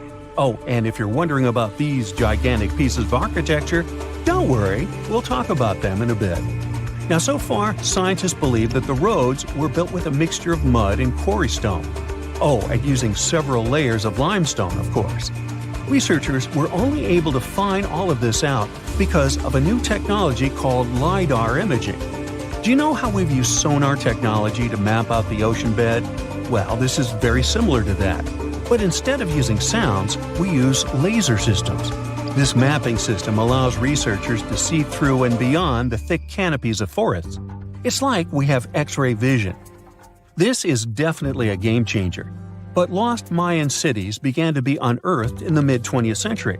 And since then, ruins from cities such as Tikal, Palenque, and Uxmal have been rediscovered. But let's take a few steps back for a moment to get some context. The Mayans were one of the biggest pre-Columbian civilizations living in the Americas. Until now, experts believe that, at its apex, the Mayan civilization consisted of over 40 cities with a population of millions of people. That's a lot of folks. Their civilization spanned Mexico's Yucatan Peninsula, Guatemala, and Belize, and they survived mainly on agriculture.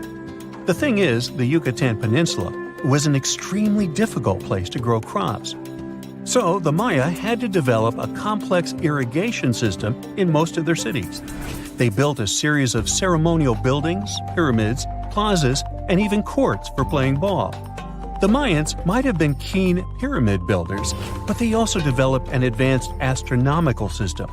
With whatever ancient technology they had, they were able to predict the exact location of planets, such as Venus and Mars, as well as the exact dates of eclipses. Now, let's take a look at some of their sites. This is Tikal. Located at the heart of the Guatemalan jungle, Tikal is believed to have been the capital of the ancient Mayan Empire. At its height, it was comparable in importance to such cities as London or New York in today's world. It is composed of a series of complex monuments. In total, the site has 12,000 buildings.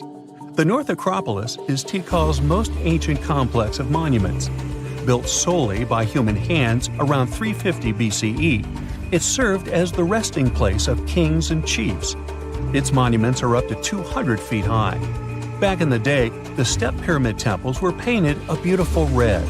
Mayans loved that color. Today, of course, you'll only see the limestone. We've said that the Mayans spread out through different countries, so it shouldn't come as a surprise that Chichen Itza is a 10-hour drive from Tikal today. There's no feud between the two, they were just different city centers, like New York and LA. It's got one of the best preserved pyramids on Earth to date. Located in Mexico's Yucatan state, this Mayan city is well over 1,500 years old. At its peak, it was home to 35,000 people. The site covers 4 square miles of land. The highlight is El Castilla, a tremendous step-like temple standing 80 feet above ground. Its most peculiar feature is that it has 91 steps up each of its 4 sides, including the upper platform, which makes for 365 steps, the same number of days as the solar year. Makes you go, Behold, the lost city of Palenque. Another important Maya city is believed to have hosted over 6,000 people at its peak. Archaeologists have made some unusual discoveries on this site. The most eccentric of them all makes us think of Indiana Jones and the Tomb Raider. One of the buildings in Palenque is believed to be the final resting place of the Red Queen of Palenque. She was believed to be the grandmother of the last Mayan king. In her honor, a huge monument was built to keep her body after her passing. The discovery of the tomb itself was already thrilling.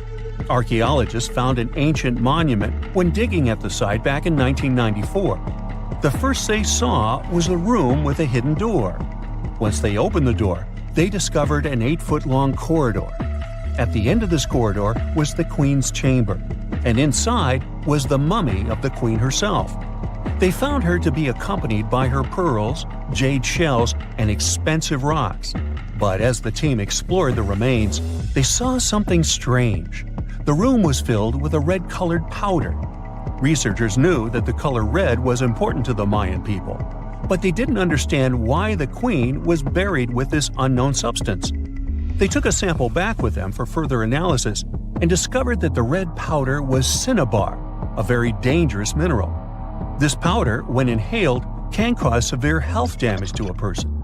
The team concluded that this could only be a trap for anyone trying to steal her riches. Talk about curses, huh? One thing that has always troubled researchers is the lack of evidence on the decline of this almighty empire. What could have been the cause of their demise? Was it a drought? Some disease? New research in 2017 did shed some light on this issue. Using data from a site called Ciabal, located southwest of Tikal, scientists analyzed radiocarbon data from ceramics and archaeological excavations to extract new information about the unexpected passing of this great civilization. The information shows that instead of a sudden collapse, the Mayans most likely fell in waves of social instability and political crises. These events are believed to have deteriorated Mayan city centers and began causing the dispersion of the Mayan population. So, what's your take on the end of this story? There are many myths around arguably the greatest structure ever built by humans, the Great Wall of China. Some say it's so grand that it's visible from space. Others claim that you can see it from as far as the moon. Other theories suggest that the builders of the wall were left inside. Well, sorry to disappoint you, but all these impressive stories are just myths. But even with those stories busted, the Great Wall of China is an impressive and truly breathtaking structure. So let me tell you its true story. Today, China is one of the most populated countries in the world, counting as many as 1.4 billion residents. It's also one of the oldest nations in the world. It has 3,500 years of continuous written history, but the civilization existed long before that. There is a theory that while the European continent, for example, was most likely reached by humans from Africa, China wasn't populated by settlers that came from somewhere else. Some people believe that the Chinese civilization got formed from local Stone Age people who lived on the territory since the prehistoric period. So now, the Great Wall of China. It's truly big even by today's standard, stretching for over 13,000 miles. To imagine it better, it's almost 5 times the distance between New York and Los Angeles. Or even a bit greater than the distance between the North and South Poles. Even in modern times, people have never built anything close to this big.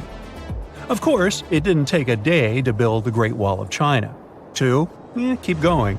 In fact, the wall was being built for centuries. Maybe you know that ancient cities had walls around them to protect themselves from invaders. Yes, Chinese cities had them too. The first Chinese emperor united the country in 220 BCE and got a brilliant but very ambitious idea to turn all city walls into one big wall that would defend the country's border against attacks from the north. A trusted general directed the construction, enrolling a big group of workers, soldiers, commoners, and convicts. Back then, the wall was built of rammed earth and wood. In some places that were strategically important, the sections of the wall overlapped to provide maximum security. The walls were around 26 feet high on average. But the Great Wall didn't yet look like the construction we know today. Every next emperor would pick up the Big Wall project, strengthening and extending it, repairing, but also modernizing construction techniques. Some used bricks to build it, others moved on to granite and marble blocks. Watchtowers and platforms weren't there from the beginning as well. They were added by Ming emperors. The watchtowers made it possible to communicate with other parts of the wall through smoke and fire messages. So, the wall is quite inconsistent in terms of material, but it only adds more charm to the construction and shows how much effort and time it took. The reasons why some parts of the wall have been standing for centuries and are still in good condition is glutinous rice flour. Turns out, this sticky rice mortar is almost like cement. It's very strong and waterproof, sealing the bricks so tightly together that even sneaky weeds can't grow between them. You may also notice that some bricks have writings carved on them. They were left by the workers who were building the wall. The purpose of those writings is quality assurance. They contain such information as location, quantity, and responsible officials. So, in the case of some problems with the quality of materials or constructions, it would be known who should be held accountable for it. Recently, a research group has looked through official historical documents of the Ming Dynasty that ruled China from the 14th to the 17th centuries. They came across records of secret doors in the Great Wall, so they decided to find them. They used a flying robot to capture continuous centimeter resolution photos of the wall. They photographed 90% of the wall that was built during the Ming Dynasty and discovered the remains of over 220 secret doors along the wall. Some of them have a specific width and height that allows only one person to go through.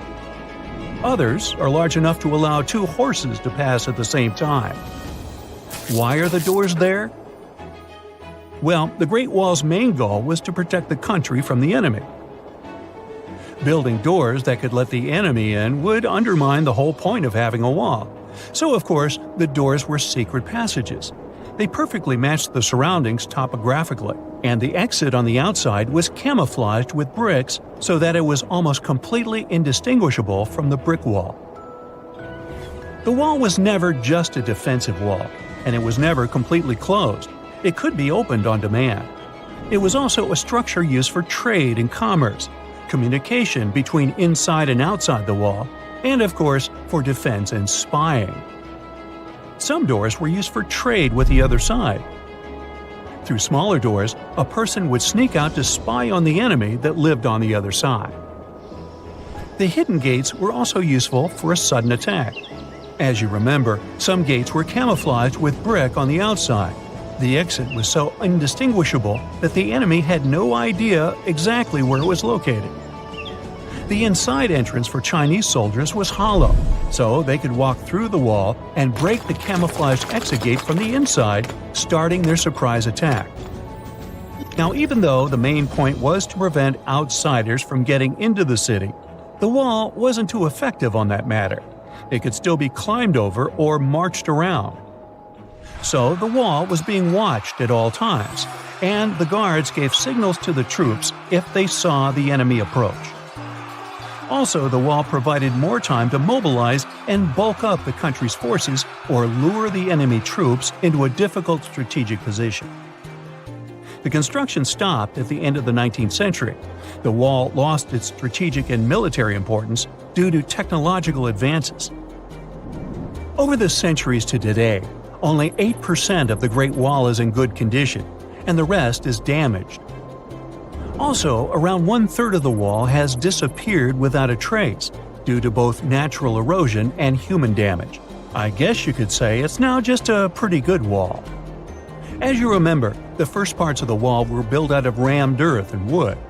These are not the most unfailing materials if we're talking about thousands of years.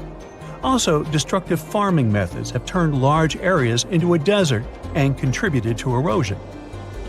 Also, many bricks were taken away from the wall in the last century to be used in building farms and houses. The wall is being deconstructed stone by stone even today, but this time by tourists. Quite a few of them take a stone as a souvenir. That's a total of a lot of stones, considering that over 10 million tourists visit the Great Wall every year. Since 1987, the wall has been a UNESCO World Heritage Site, highlighting that it has an outstanding importance to humanity. The wall is one of China's 56 World Heritage Sites, second place among countries with landmarks protected by UNESCO.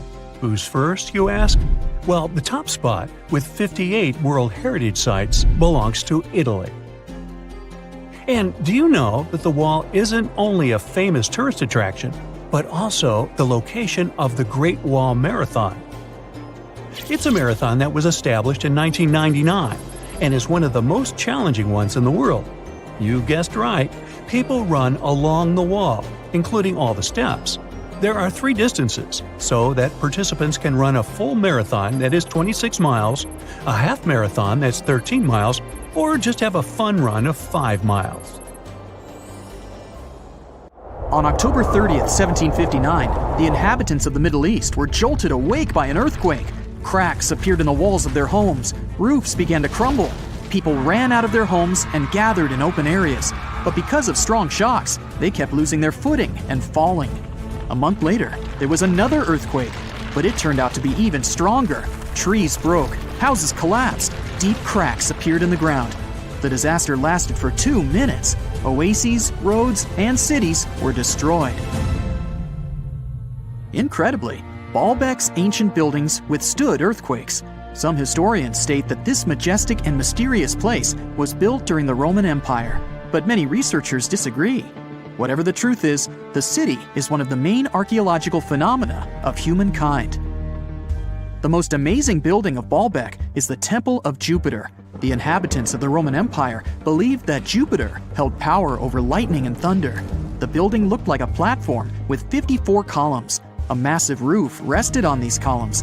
Today, you can only see 6 70-foot-high columns. Each of them consists of 3 sections and resembles a pencil. The cores of these pencils were made of lead. This made the columns exceptionally strong. Each of these pieces of stone weighed an incredible 80 tons. That's the weight of 35 Ford Explorer SUVs. Look, this is the largest block in the Great Pyramid of Giza. But compared to the blocks from Baalbek, it doesn't even look that impressive. The foundation under the Temple of Jupiter was preserved. That's how specialists figured out it consisted of about 25 monolithic stones, weighing 450 tons each. It means that the blocks from Baalbek weigh almost 4 times more than the blocks from Egypt. There are 3 more enormous limestone blocks in the foundation. They weigh 800 tons each. This is more than twice the weight of a Boeing 747 plane. Ancient builders must have had a hard time carving such giants from a piece of stone. And after that, they also had to pull them to the construction site and lift them to a significant height. Repeating these logistics would probably turn out to be a nightmare for present-day builders. To do this amount of work, they would need modern equipment. But Baalbek's constructors didn't have trucks, cranes with circular saws, or electricity. How did the builders of the past manage to do this? Scientists have a theory that includes ropes, winches, and lever systems. Naturally, the engineers of the past made all the gadgets from wood. Around 3,000 feet away from the ruins of the temple complex, there's a quarry. Archaeologists suppose that's where the stones for the construction were cut. They found a block of limestone there. It seemed to be too large even for this incredible place. The monolith got called the Stone of the South. It was 65 feet long and 13 feet wide. The ancient builders didn't have time to completely separate it from its mother rock. A group of scientists from Austria estimated that this piece of limestone weighed more than 1,000 tons. That's like 3 Boeing aircraft or 160 African elephants. There was another surprise awaiting the archaeologists near the Stone of the South. It was the second monolith that weighed more than 1,200 tons. But the ancient builders didn't stop at that. They continued to work. In 2014, in the same quarry, German archaeologists unearthed a block that weighed 1,650 tons. No one has figured out yet why people of the past needed a piece of stone that weighed as much as 125 school buses. It's also unclear how they were going to move this giant and why they didn't finish the job. In any case, this third monolith is the largest processed piece of stone in human history. There are more questions than answers. Some researchers believe that people of the past had high-tech equipment. Others don't think so, but are eager to understand how the builders managed to move those stones. There's a huge number of ancient buildings and artifacts on the planet. Lots of them make researchers scratch their heads. Near the Pyramid of Djoser in Egypt, archaeologists have found a network of tunnels. This place is called Serapeum. It contains 24 sarcophagi, weighing from 70 to 100 tons. The giant boxes are carved from a single piece of granite and covered with heavy lids. The sarcophagi are perfectly symmetrical. To the touch, their walls are as smooth as glass. Even with the current level of technology, this is very difficult to do. But the ancient Egyptians managed this feat. The Lycurgus cup is a priceless artifact and example of ancient nanotechnology. It's made of glass that can change its color. If you put a source of light in front of the cup, it turns green. If the light is behind the goblet, it becomes deep red. In this case, the figure of Greek king Lycurgus turns pale purple.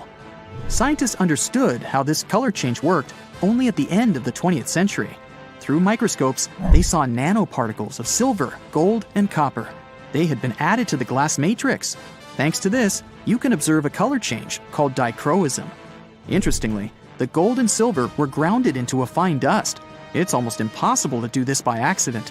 Most likely, the ancient experts knew for sure what they were doing. Bolivia has a curious place called Puma Punku. It looks as if an ancient giant played there with an enormous construction set. And after the game, they forgot to put the pieces back into the box.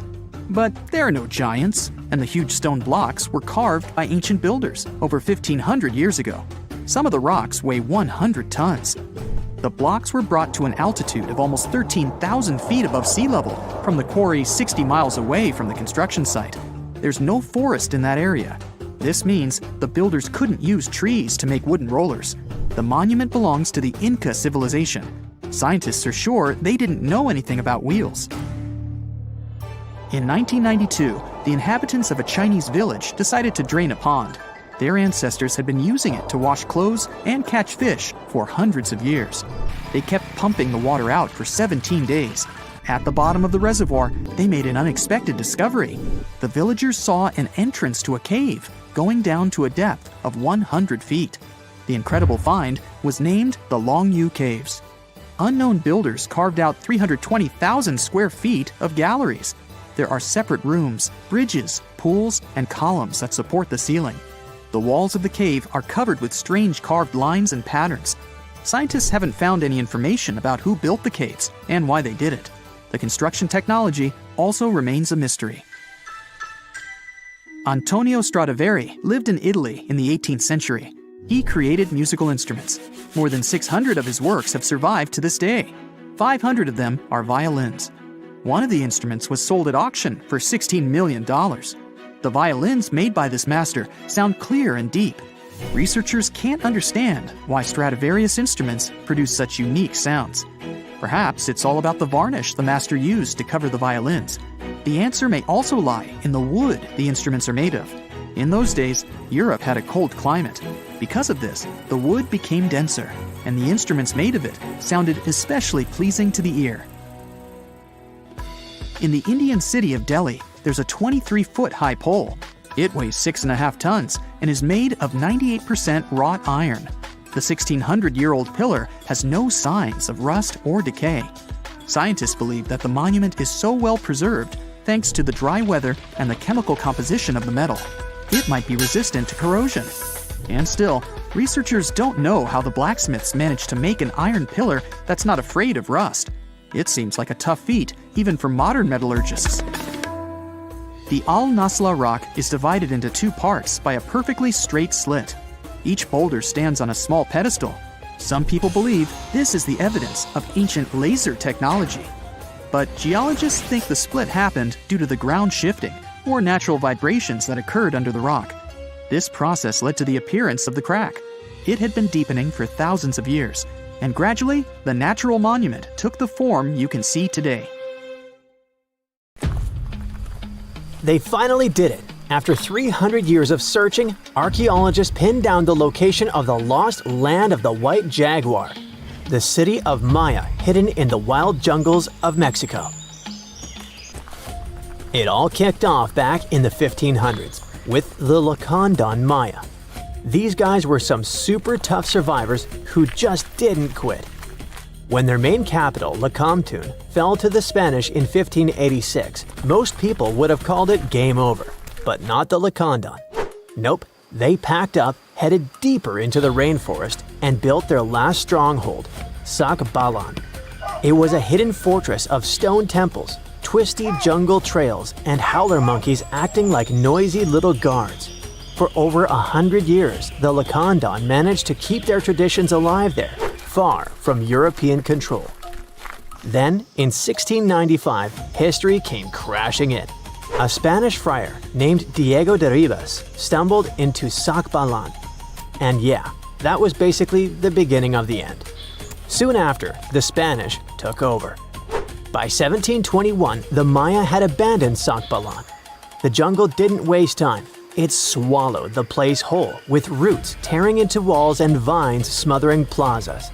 The city didn't just disappear, it got eaten alive. For the next 300 years, Sacbalan turned into more of a myth than a memory. A name archaeologists and explorers would whisper, secretly hoping to find it one day. Plenty of expeditions tried to track it down, but the rainforest is sneaky.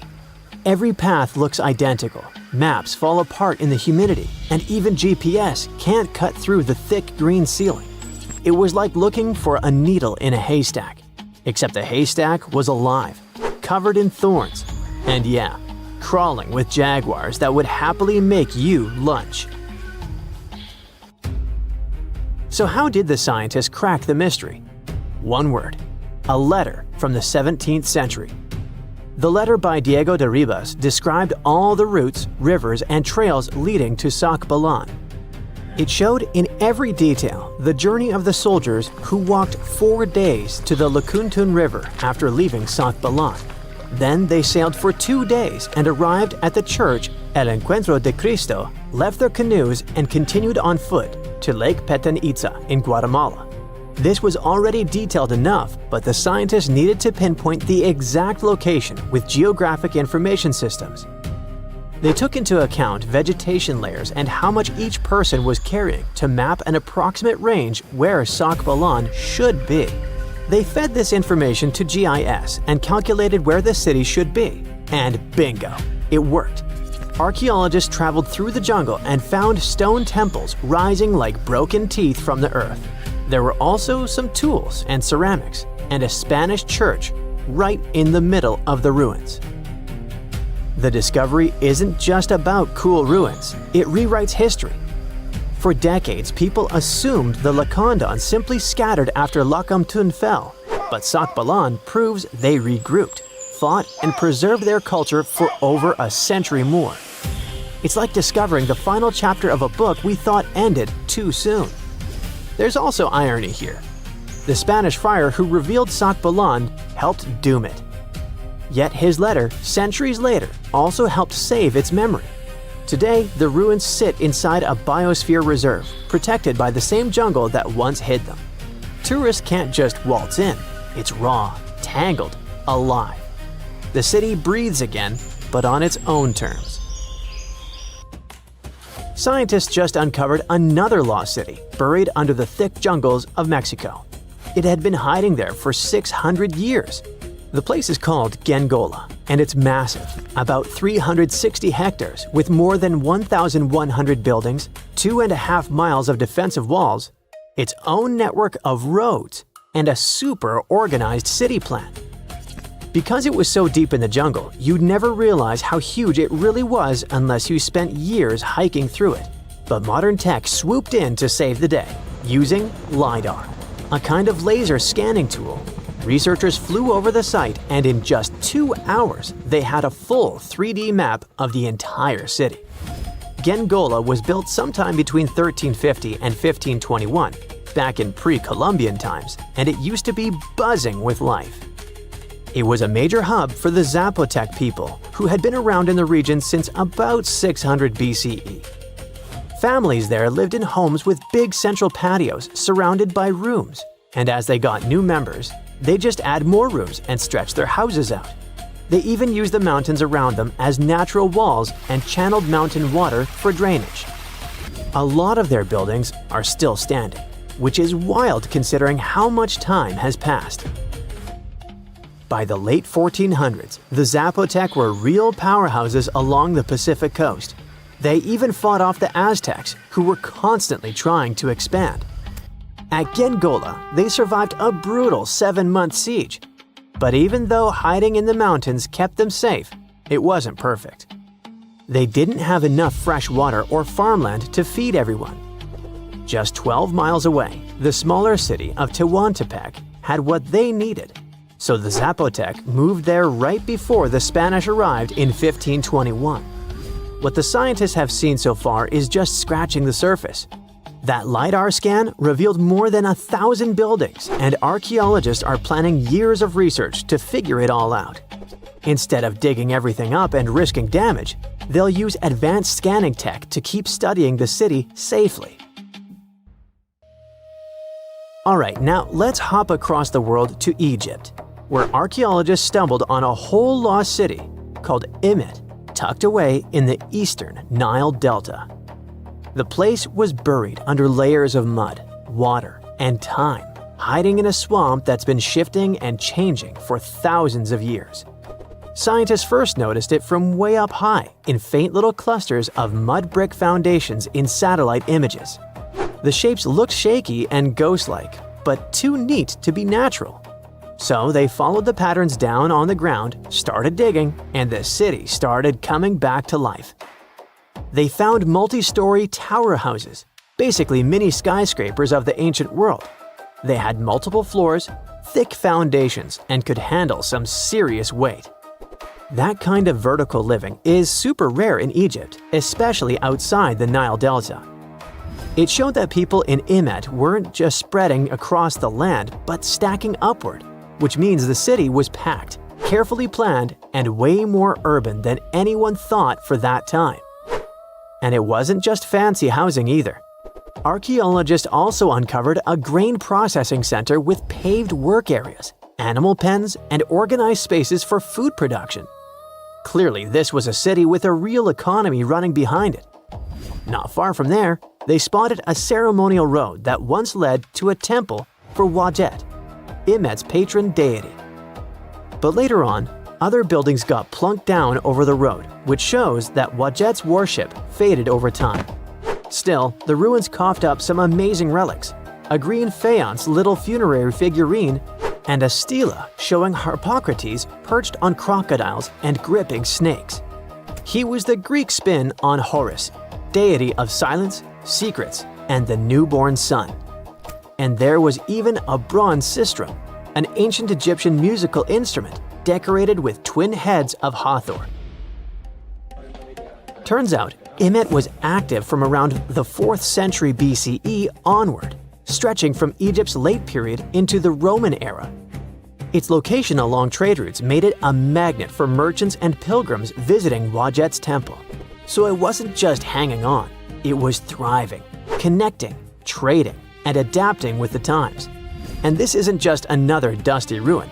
Imet is giving us a window into everyday life, religion, and urban planning in the Delta, which we've always known way less about compared to the big pyramids and tombs. A comfortable abode with a gorgeous view of the Mediterranean Sea will serve as a perfect rain shelter. Well, this is what a real estate advertisement might have looked like for Neanderthals 100,000 years ago. Welcome to the weird and wonderful caves you could live in, or not. Of course, back then, neither real estate and advertising had been invented yet.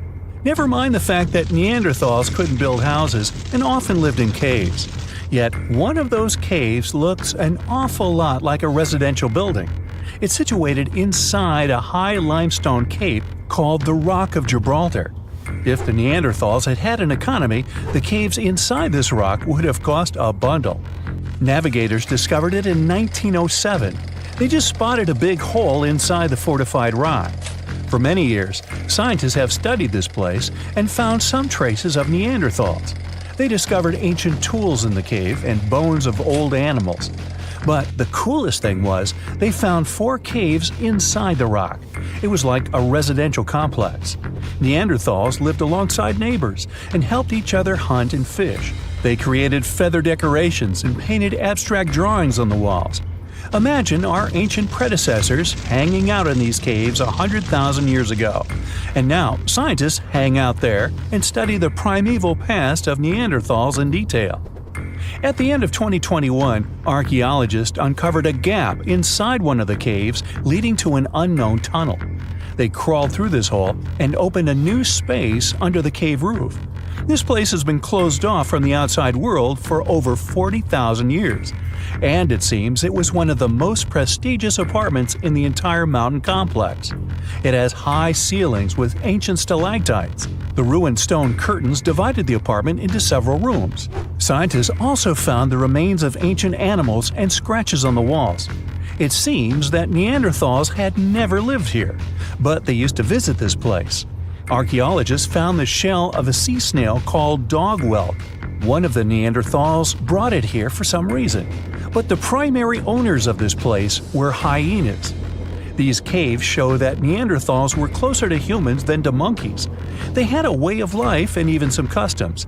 There's still a lot of work ahead, and scientists hope to find new rooms inside this rock. Meanwhile, in 2003, archaeologists discovered another early dwelling on the Isle of Flores in Indonesia. Among the green jungle, they found a cave with ancient tools. At first, everyone thought the human ancestors lived here, but then scientists discovered an unusual skeleton of an adult. A thorough analysis showed the skeleton belonged to a 30-year-old woman, 3.5 feet tall, just above the waist of an average adult. The woman's weight was equal to the weight of an adult shepherd. The skeleton didn't belong to Neanderthals or Australopithecines. It was a new unknown species, which scientists called Homo floresiensis, or simply the Hobbit. Also, there were remains of unusual ancient animals in the cave. It was an elephant the size of a cow, some large storks, and giant rats. Archaeologists have found out that hobbits were not the owners of this place. The main inhabitants were the rats the size of a cat. Maybe they were fighting the hobbits. Some analysis shows that Homo floresiensis wasn't our direct ancestor. They were in a separate branch of evolution. The hobbit skeleton looks more like that of a monkey than of modern humans. In 2009, in the dense jungle of Vietnam, archaeologists discovered Son Don, the largest cave in the world. If you go inside the cave and shout, you'll hear your echo a long time. In some places, the height of this cave reaches half the height of the Empire State Building, and the total area is larger than one central block of New York. Son Don is one of the 3 caves in the Vietnamese jungle. Many intricate mazes connect these caves. Inside, you can find unique plants and trees that live separately from the outside world. It's a real underground jungle. In some places, you can find collapsed ceilings that let the sunlight in. Besides unusual trees and plants, ancient stalactites hang there. Some limestone deposits are more than 450 million years old. They were here even before dinosaurs appeared. There are also many rivers in the cave. Rainwater coming down from holes in the ceiling has formed them. Fast streams resemble slides in a water park. They lead to unknown underground labyrinths. Scientists have studied only a small part of all these caves. The next unusual cave is in New Zealand. Hundreds of thousands of fireflies live inside. Each of them glows with a blue light. Together, they light up the cave. It may seem to you that you're on another planet, but you can't stay there for a long time. Special air measuring devices are everywhere. Scientists monitor the level of carbon dioxide necessary for the normal existence of fireflies. These insects are sensitive to the environment. If there are many people in the cave, or they stay there too long, the park staff will ask them to leave the place. It's like you're literally stealing oxygen from the fireflies. We've seen some pretty amazing caves so far, but how about a scary one? We're going to the desert of Yemen's Al-Mara province. What we're looking for is not a cave, it's just a black hole in the ground, right in the middle of the desert.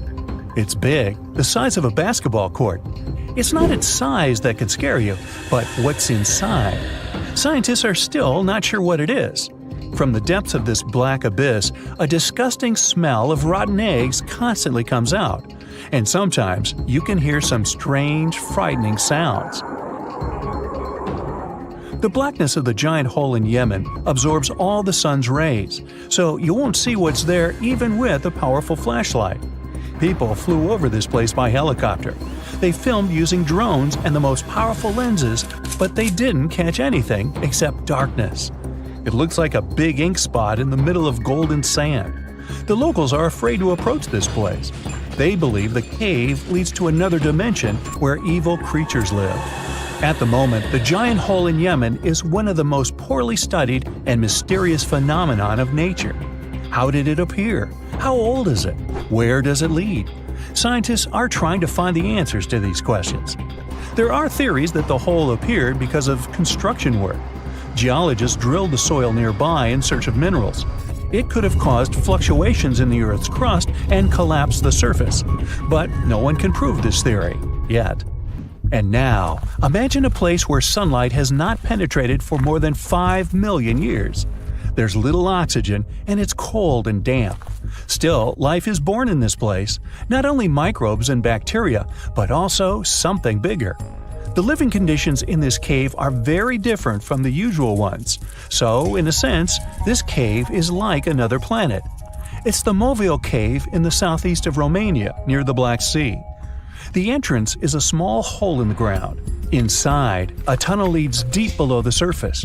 The levels of hydrogen sulfide and carbon dioxide are above normal inside the cave. The air here is half as much oxygen as on the surface. People can't be here without an oxygen mask, but other creatures living here can. The cave is home to 48 species of living organisms. 33 of them are unknown. Here you can meet some unusual insects, white snails and white spiders, millipedes with huge whiskers, transparent shrimp, and unique species of leeches.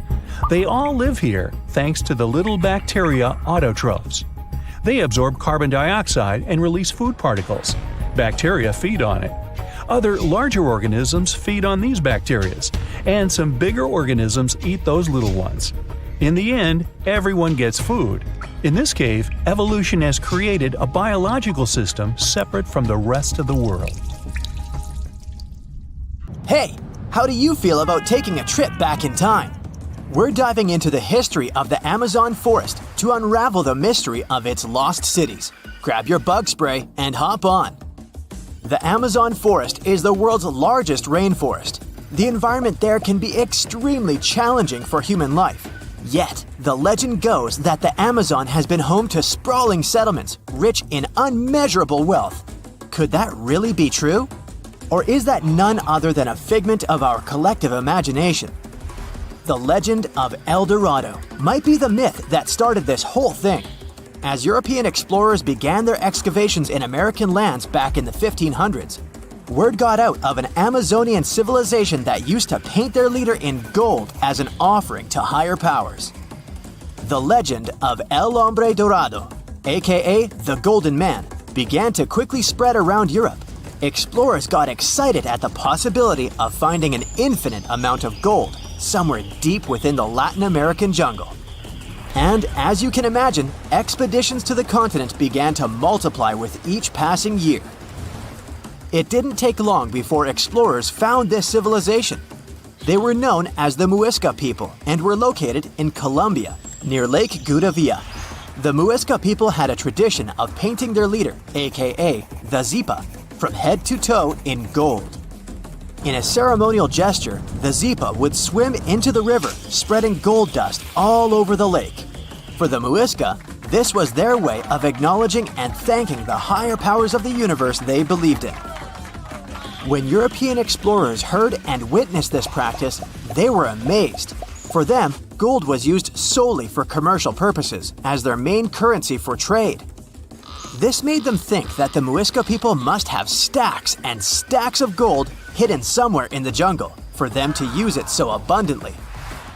Well, that's how the legend of El Dorado was born. What was once the practice of El Hombre Dorado traveled on word of mouth until it became El Dorado, a fictional city that was most likely to hide piles of gold.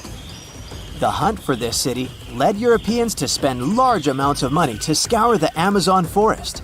Unfortunately, all of their expeditions came back empty-handed. That is, if they ever came back at all.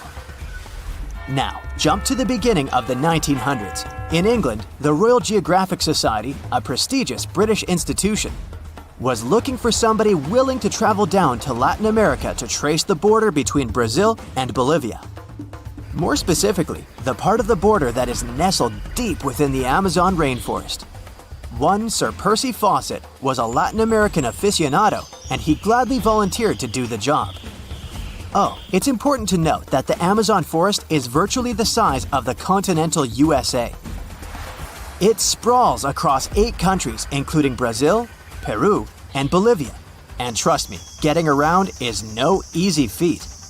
The jungle is covered in dense vegetation, and in addition to that, it's home to insane predators such as anaconda snakes, panthers, crocodiles, piranhas, and so on. But despite all that, Fawcett was very successful in his mapping adventure and seemed to be wanting to come back more.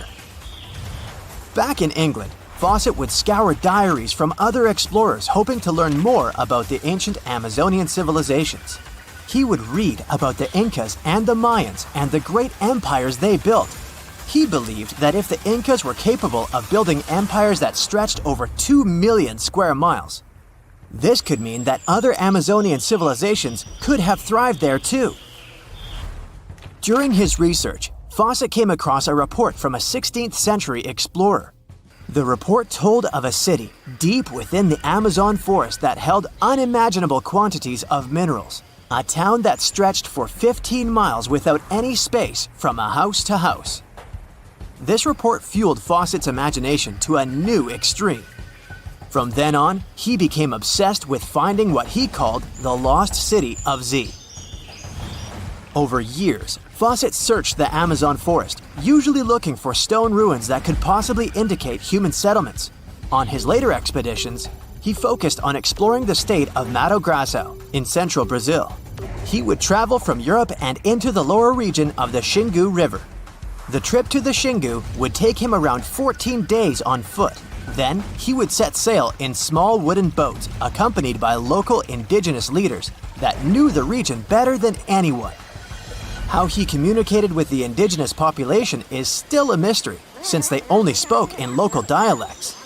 Some scientists believe that this could have been the real reason why he never found the city.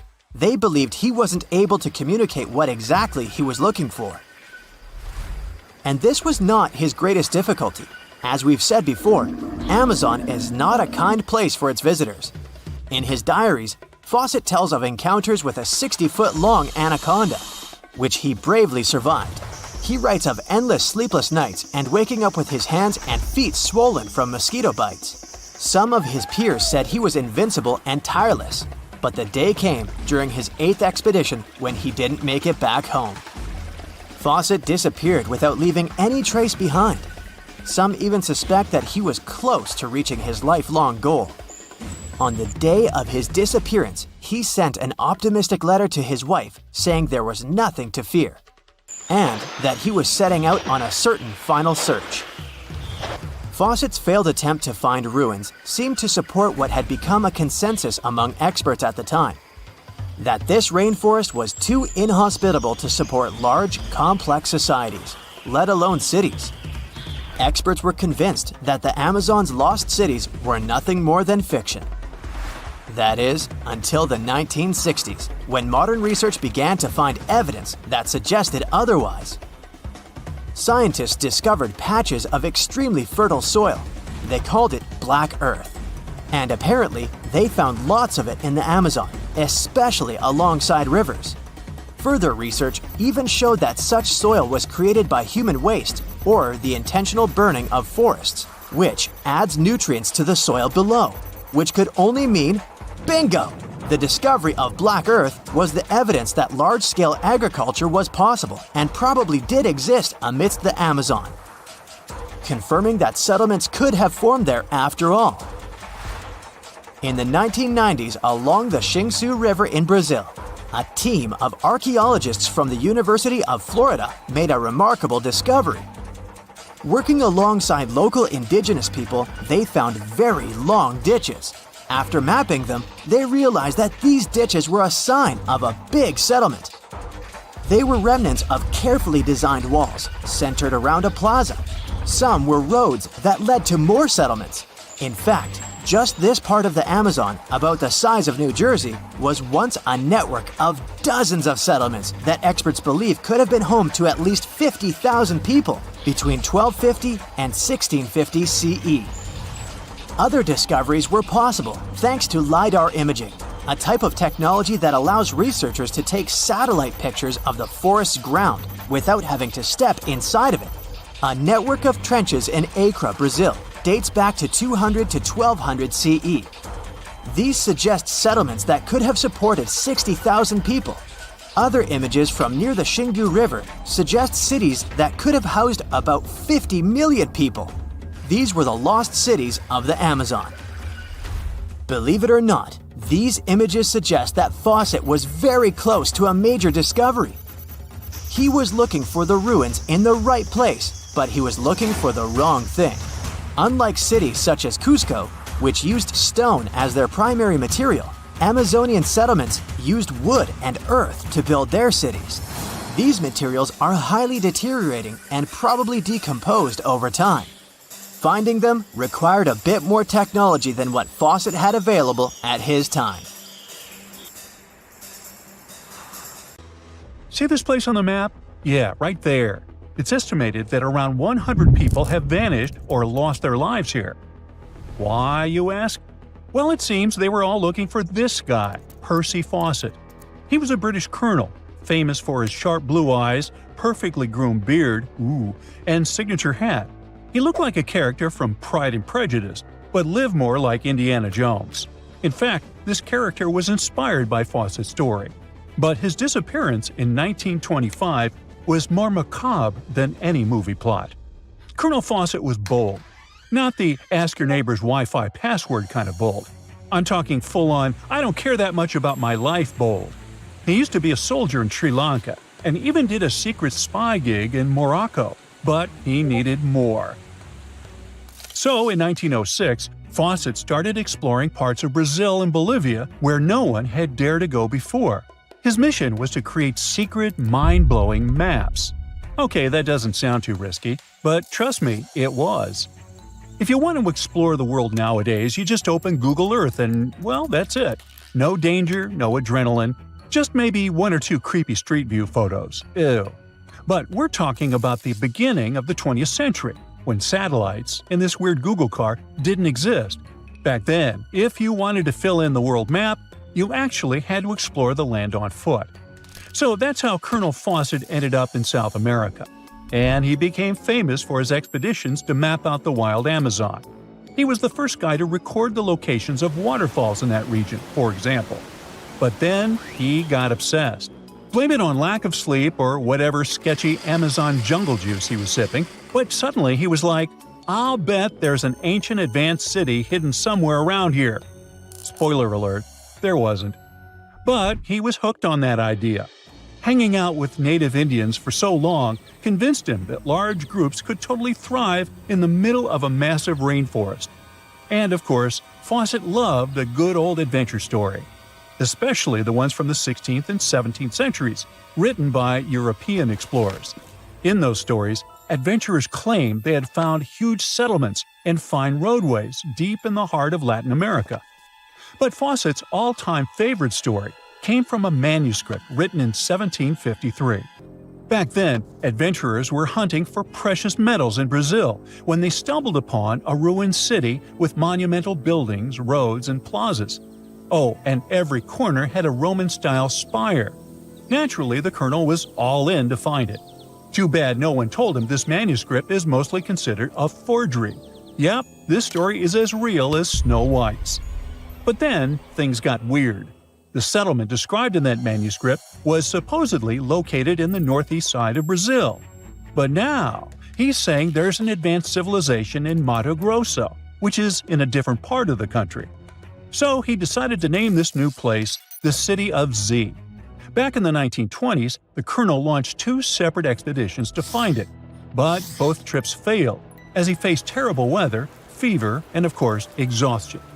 Now, tell me in the comments, what do you think Fawcett did after 2 failed expeditions?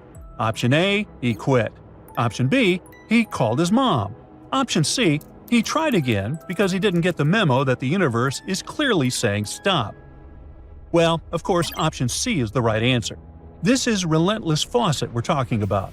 So, 3 years later, the colonel finally gathered enough cash to launch yet another expedition in search of the City of Z. All he needed was a crew of people crazy enough to join him. Famous and experienced explorers were begging to come along. But nope, Fawcett decided to take his son and his best buddy instead. In January 1925, this brave trio set off on their journey. They packed mosquito nets, canned food, and made a promise, "We shall return." Another spoiler alert, they didn't. Uh-oh. The journey kicked off in New Jersey, and then they sailed all the way to Rio de Janeiro, Brazil. There, they stopped to grab some pack animals, like horses, and hired a couple of local guides. Now they were ready to head to the city of Cuiabá. Now keep in mind the distances in Brazil are crazy huge. So this little journey was like traveling from Miami to Chicago on foot. 3 months later, they finally ventured into the jungle for the first time. And that's when the fun really began. The crew faced piranha-infested rivers, an endless maze of thick trees, and the worst part, bugs. The constant annoying zzz of a gazillion mosquitoes wouldn't let them sleep, and Fawcett's best friend's foot got huge from tick bites. But the colonel didn't have time to babysit his friend's princess foot. Oh no, he was too obsessed to take a break. In fact, at some point, he was so far ahead of his companions that he had to camp alone for a night. On May 29th, Fawcett finally came to his senses. There was no City of Z. But did he let that stop him? Not really. He unpacked their gear and sent the local guides back to Cuiabá. But before saying a final goodbye, he asked them to deliver a letter to his wife, saying something like, "Don't worry, hon, our son is well and getting stronger every day." Sure he was. Anyway, after this dramatic farewell, the trio set off into the bush alone. The darkness swallowed the thick forest, and then they were never seen again. Okay, that was intense, so let's fast forward. 2 years later, the newspapers were still speculating whether the trio could still be alive, and Fawcett became a legend, like Bigfoot, but less hairy. One guy said that the colonel had become one of the locals and was living his happily ever after in the jungle. Another guy said he was held prisoner by the Indians, but no one could confirm any of these sightings. It wasn't until 1928 that the British authorities finally thought better late than never and decided to look for Fawcett and his crew. By that time, they were sure their expedition had perished, but they still needed proof. And after days and days of surviving the jungle's worst nightmares, they found, well, nothing. But in a weird way, this mystery inspired more explorers to look for them. It's estimated that about 100 people have passed away in this process, and a few have followed in the explorers' footsteps by disappearing without a trace. So, what really happened to the expedition? Researchers have pointed their fingers at everything under the sun. Parasitic infections, starvation, drowning, jaguar attacks, you name it. Some even say Fawcett dove headfirst into mysticism and started an occult community in the jungle. The Brazilian anthropologist Orlando Vilas-Boas was probably the one who got the closest to solving this case. Back in the 1950s, he was working with the Kalapalo Indians when they suddenly admitted to, getting rid of Fawcett. They even had bones to prove it. But it turns out a forensic analysis showed that the remains didn't belong to the colonel. So we're back to square one, and nobody knows, to this day, whatever the heck happened to them. Fawcett's quest, as we know it today, is based on some pretty questionable sources. But there is a possibility that he wasn't living in Delulu land after all. Recent discoveries suggest that his idea of a sophisticated jungle city wasn't just pure fantasy. In 2024, a massive ancient city was found in the Amazon, hidden beneath dense vegetation. Evidence suggests it was built around 2,500 years ago, and it was surprisingly advanced, featuring houses and plazas, all connected by an incredible network of roads and canals.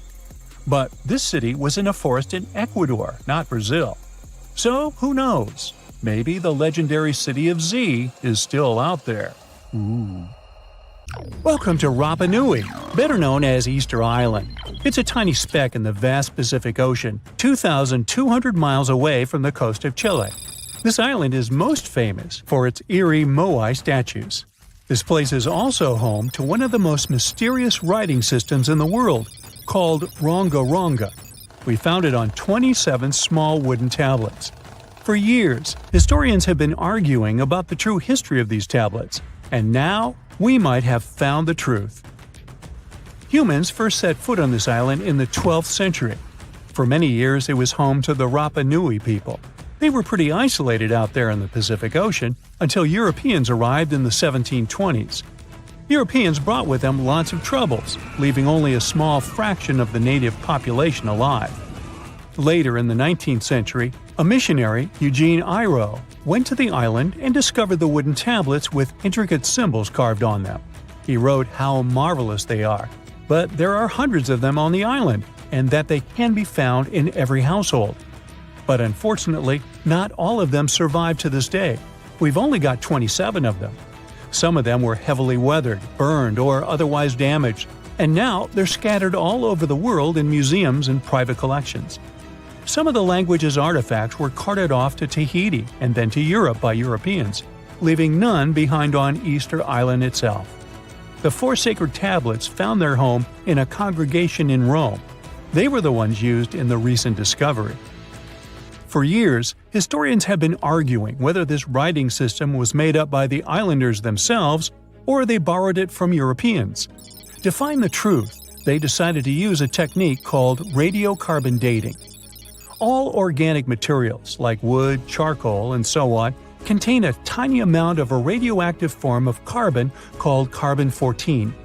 When life comes to an end, things stop taking in carbon-14, and the amount they had starts to decay over time. By measuring how much carbon-14 is left in a sample, we can assume how old this sample is. This is how we learn the age of many fossils and artifacts. So, they looked at the age of some Ronga Ronga tablets. 3 of them were crafted from trees grown in the 18th or 19th century, which aligns with the arrival of Europeans. However, one of them is older than the Europeans' first visit to the island. There are 2 reasons to believe that Rapa Nui people created this writing system themselves. First, Ronga Ronga works differently from European languages. Decoding it is a pretty hard task. Unlike English, this language boasts over 400 unique glyphs, none of which resemble any known writing system. There were many attempts to decipher this language, and none of them were successful so far.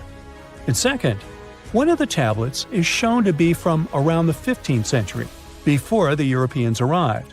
The problem is that radiocarbon dating can only tell us when the wood the tablet was made from was cut down, not when the writing was put on it. And since we've only got one tablet to go by, this isn't enough to be completely sure. On the other hand, why and where would they preserve cut wood for over 200 years just to grab it and write something on it one day? But anthropologists and historians say that it's possible. Scarce wood resources might have led the islanders to reuse old driftwood, which could be centuries older than the writing itself. This is known as the old wood problem in archaeology. Plus, the tablet looks very preserved. It was maintained to protect it from wood-damaging insects, humidity, and so on. That's why it survived over the centuries. Whatever is written on it, it was probably important for the Rapa Nui people. Now, all of these are guesses and clues, but scientists are cautiously optimistic. They believe that Ronga Ronga could be one of the rare instances of independent writing invention, like those of the Sumerians or the Egyptians. But we need more evidence. In the Rapa Nui language, rogo rogo means to recite or to declaim.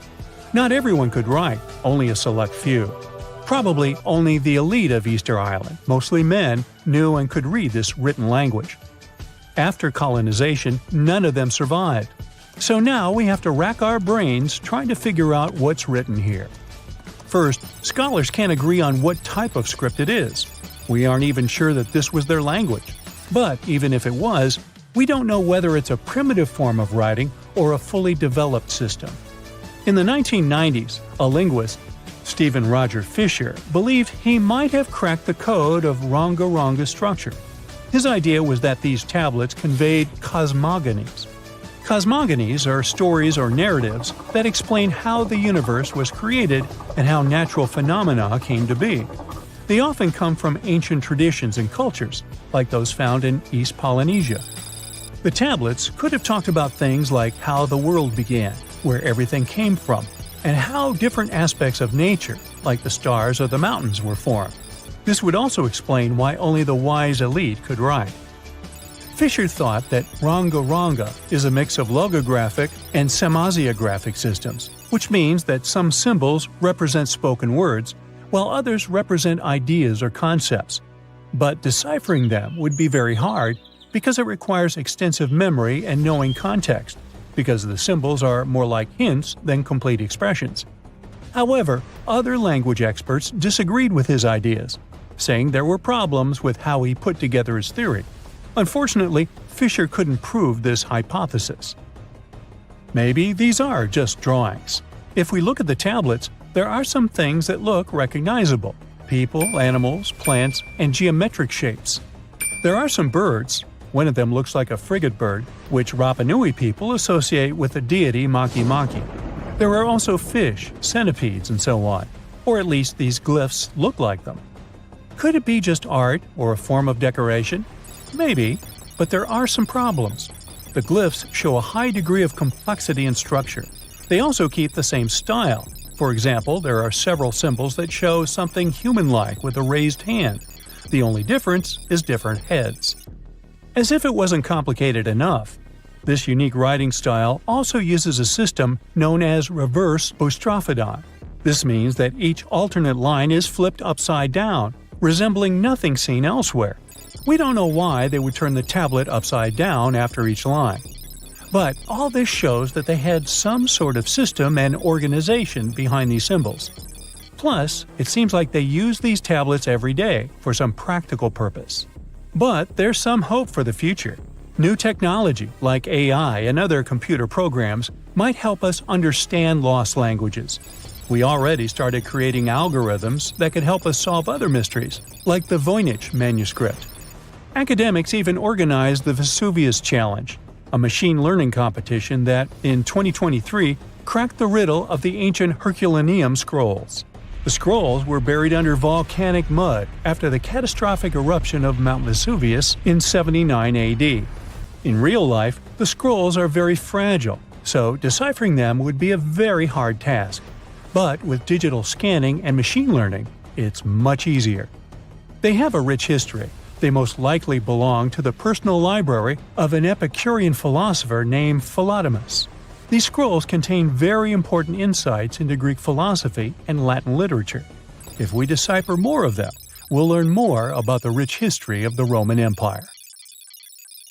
Imagine you could spend an entire week scanning ancient ruins and taking photographs of the world's most surreal archaeological sites. Would you be up for it? So, let's do some digging. The first stop on your busy itinerary is Southeast Asia. It's home to some pretty cool ruins. You start in Bagan, located in the hinterlands of Myanmar. There are many ways to visit the site, and you're glad you've booked 2 different experiences. The first one is a hot air balloon trip at sunrise. Right before dawn, you board the balloon, and as soon as the sun starts to appear on the horizon, you begin your flight over the marvelous area. As the sun rises, it glistens on more than 2,000 conic-shaped golden structures. The hot air balloon ride is quick, but it gives you unparalleled views of all the 40 miles over which the site sprawls. Back on land, you rent a bicycle and roam the village of ruins. Some of them are open and allow you to peep inside. These magnificent ruins were built between the 11th and 13th century CE and were mainly places of worship.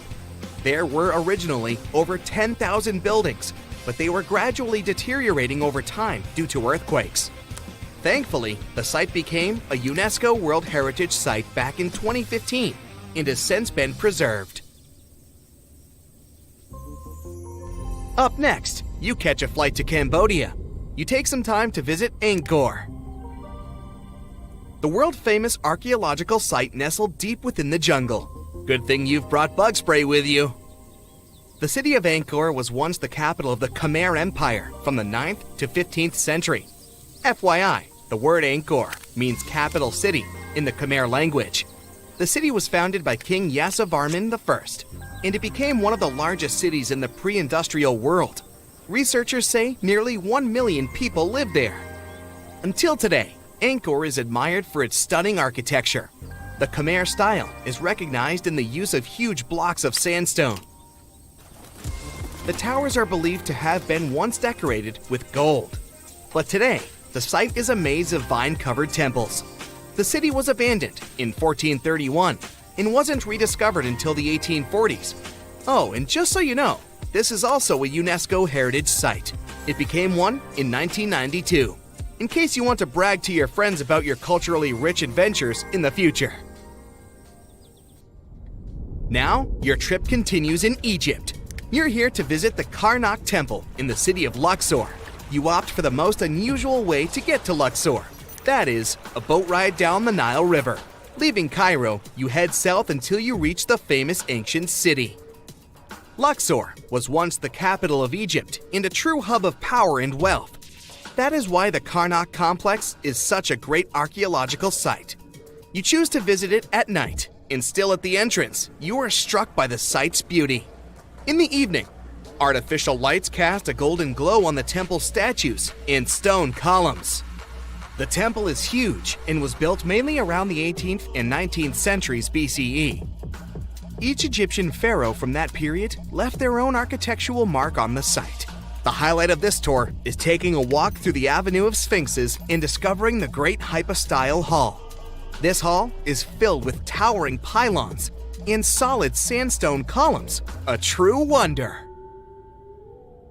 From Egypt, you head down to Jordan. Now, if you like terracotta landscapes, you've come to the right place. The city of Petra is a marvel of the ancient world. Located in Jordan's desert, the city was a commercial hub back in the 4th century BCE. The Nabateans, an Arab Bedouin tribe, lived in the so-called Rose City and thrived for many years, having accumulated a significant amount of wealth. The city was known for its innovative water management system, which made the region inhabitable. And yes, you'll catch a glimpse of its ruins on your tour. The rock-carved gate-like structure Petra is famous for what is called the Pharaoh's Treasury. It stands at the main entrance to the site and is said to have a treasure hidden beneath it. Don't forget to stand right beneath it and take one of those classic pictures for social media. Once Petra has been ticked off the list, you fly to southern Europe. More specifically, to the tip of the Italian boot. You have a day trip scheduled to visit the ruins of Pompeii. Pompeii can be reached by car from the city of Naples. It's home to the eerie yet well-preserved ruins of a city that was once engulfed by lava. When Mount Vesuvius erupted in 79 CE, it left the city of Pompeii completely buried under millions of tons of volcanic ash. The ancient city was first discovered by beneath the volcanic rock in the 16th century, but it was first cleared from debris in the 1870s. Today, you'll be able to walk down the streets of these ancient Roman ruins and imagine what the town looked like in its heyday. Pompeii was a vibrant and rich municipality. The site's ruins revealed that many areas of Pompeii had boasted impressive bakeries, markets, and even houses with balconies, which were a sign of great wealth at the time. And believe it or not, even some artworks survived the eruption. Archaeologists found well-preserved frescoes and murals with mythological creatures. All this indicates that members of the high society lived there. The city even had thermal baths and showers made from luxurious materials. While you're still in Europe, you'll hop over to visit the iconic Stonehenge. It's a perfect day trip if you stay in the city of London, just a short train journey away. Stonehenge dots the Salisbury Plain in Wiltshire, England, and is one of the world's most recognized ancient ruins. More than 5,000 years old, these curious stone rings are some of the oldest stone structures on the planet. Created out of sandstone, they are shrouded in misery. Who built them and why is still largely unknown. Popular theories claim that Stonehenge was used as a great solar calendar, built to help people keep track of days, weeks, and months. Talk about hard work to create a mere calendar, huh? In the final leg of your trip, we'll take you to explore the Southern Americas. In Guatemala, in Central America, you'll find ancient Mayan ruins. The lost city of Tikal is a city made of 3,000 buildings, the remains of the capital of the Mayan Empire. You can compare its importance to such cities as London or New York today. The North Acropolis is Tikal's most ancient complex of monuments. Built solely by human hands in 350 BCE, it served as the resting place of kings and chiefs. Back in the day, the step pyramid temples were painted a beautiful red. Mayans loved that color. Today, of course, you'll only see the limestone. You might wonder what made such a great city turn into ruins. Well, archaeologists have no clue about the cause of Tikal's decline. Until today, this question remains unanswered. Was it a drought? Disease? Maybe we'll never know. Are you in the mood for some Mayan ruins? Chichen Itza is an archaeological site with the best preserved pyramids on Earth. Located in Mexico's Yucatan state, this Mayan city is well over 1,500 years old. At its peak, it was home to 35,000 people. The site covers 1.9 square miles and has many ruins spread throughout it. The highlight is El Castilla, a tremendous step temple, rising 80 feet above the ground. Its most peculiar feature is that it has 91 steps on each of its 4 sides, including the upper platform, which makes for 365 steps, the same as the number of days in the solar year. Phew, what an intense trip. Time to head home now and soak it all in. See you next time. An ancient computer stood dormant underwater for thousands of years. When it was first discovered in the early 1900s, people confused it with a boring lump of metal and wood.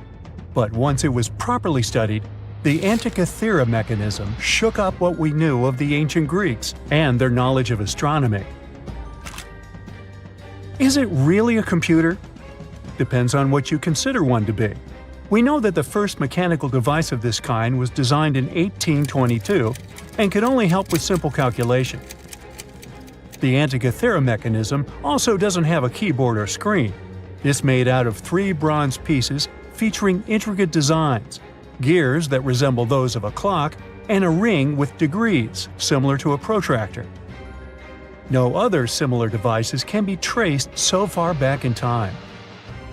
X-rays needed to be invented before scientists could figure out this device.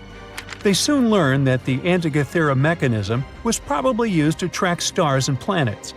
Here's how it worked. Inside its wooden case were lots of tiny gears. They weren't for telling time, but rather for predicting astronomical events. It gave the user unique knowledge of where every planet, the sun, and the moon would be at any given time.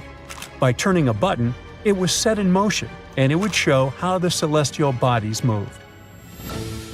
One of its biggest mysteries is those planetary pointers. It's common knowledge these days that planets owe their specific movements because they're orbiting the sun for the most part. Some believe the Greeks back then weren't that advanced with their astronomy to know this. A few ancient Greek scholars proposed the idea of the sun being at the center of the known universe, but it wasn't a widely accepted theory. The reason why is simple. If the Earth was spinning on its axis and revolving around the sun, why can't we feel it move? Some parts of the Antikythera mechanism may still be at the bottom of the sea, while others may be lost forever. So we may never know the truth about its purpose. The official story about the first battery? That it was invented somewhere around the 1800s. It was made of interlaying copper and zinc discs that had a piece of cloth between them, dipped in a special chemical concoction that conducts electricity. Some archaeologists claim they've uncovered a battery 10 times older, called the Battery of Baghdad. So it could be that the technology for inventing batteries was hiding under our noses. At first glance, the ancient Battery of Baghdad looks like a random clay pot. What makes it special is its composition, a set of weirdly nested artifacts. Inside this pot was a copper cylinder, enveloping an iron rod. The rod would have poked through the jar's lid. The artist and archaeologist who found this unusual device never left a detailed account of where, when, or how he stumbled upon it. But the widely accepted theory is that the object was unearthed in what's now known as Baghdad in Iraq. Another thing most specialists can agree on is that it can be traced back to the ancient city of Ctesiphon. Its exact age, though, remains a mystery. Some say it's over 2,000 years old. Others say it's a mere 1,400 years old.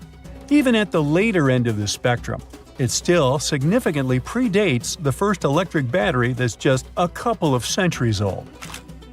Since there's no official record accompanying the artifact, there's a chance we'll never know what its purpose was. So where did this idea of it being a battery come from? It all has to do with those two metals found inside with differing electropotentials, which is a key component of batteries. There's also evidence suggesting that the jar once held an ionic solution, acting as an electrolyte, the substance needed in batteries to carry the electric current. Tests on the jar's corrosion hint that it may have contained substances similar to vinegar. Even if we agree that it's an ancient battery, this artifact could have only generated a mere volt or so. But the ancient humans didn't have TVs or dishwashers, so what did they need a battery for? A lot of theories came up. Throughout history, civilizations have explored the applications of electricity in medicine. For instance, the ancient Greeks found relief from pain by placing electric fish on their feet. Ow! Another intriguing idea says such batteries were placed inside statues to create a buzzing effect, adding a mystical dimension to spiritual practices. There was even an idea that suggested the battery was used in gilding, the process of coating one metal with another. This method was used by jewelers back in the day. If it wasn't used for providing electricity, the Baghdad battery was probably a container for special scrolls. Then the iron rod would have been the core for the scroll, wrapped around it before being placed inside the copper tube. In other parts of the world, it's a little coin that seems to have time-traveled. In 1957, an interesting piece of metal was discovered in Maine by an amateur archaeologist. At first, he believed it was just a basic English coin from the 1100s. Years went by before the coin was properly studied until 1978, when a local magazine decided to feature the coin in an article titled, "Were the English the First to Discover America?" A coin expert from London took one look and knew something was off. The coin didn't look English at all, but rather like a Norse penny, dating back to the late 11th century. How did a Viking coin end up in Maine? A Norwegian coin expert then paid a visit to the Maine State Museum to inspect the artifact up close, and confirmed its authenticity. How it got there remains a mystery. Some speculate that it traveled through trade routes, exchanging hands until it wound up in Maine. Others think it might have been part of a larger Viking settlement that we've yet to uncover. But then there are the skeptics who think there's something fishy. That initial amateur that discovered the coin had some connections that could have helped him get his hands on a Norse penny. Plus, around the same time, there was a whole bunch of Viking-related hoaxes floating around. The idea of Vikings cruising around America isn't entirely new, though. Icelandic sagas have hinted at it for centuries. But it wasn't until the discovery of an archaeological site in Newfoundland that people started taking it seriously. It still doesn't confirm if the penny was legit or not. The city of Rockwall in Texas is famous for its live music and family-friendly vibe. But it got its name from a curious rock formation still shrouded in mystery. Beneath the city's surface, lies a series of hard mineral stones stacked in a way that resembles a massive wall of rocks. For more than a century and a half, people have pondered the origins of this mysterious structure.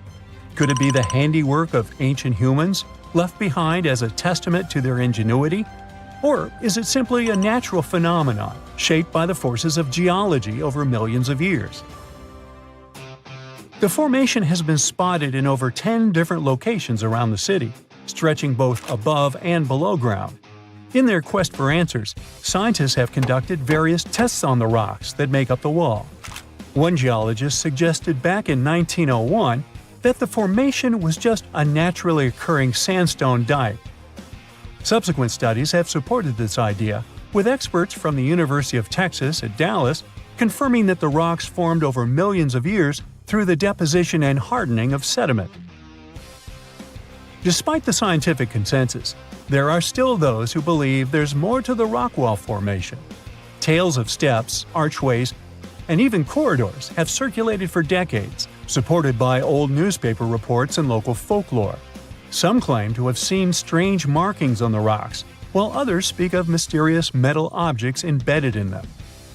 The scientific explanation could be that the supposed steps and archways are likely just illusions created by the natural fracturing of the rock. As for the metal objects, it's believed they are simply concentrations of iron-bearing minerals. It doesn't explicitly show ancient humans put them there. Whether the rock wall formation was crafted by ancient hands or shaped by natural forces, it remains a cherished part of Rockwall's identity.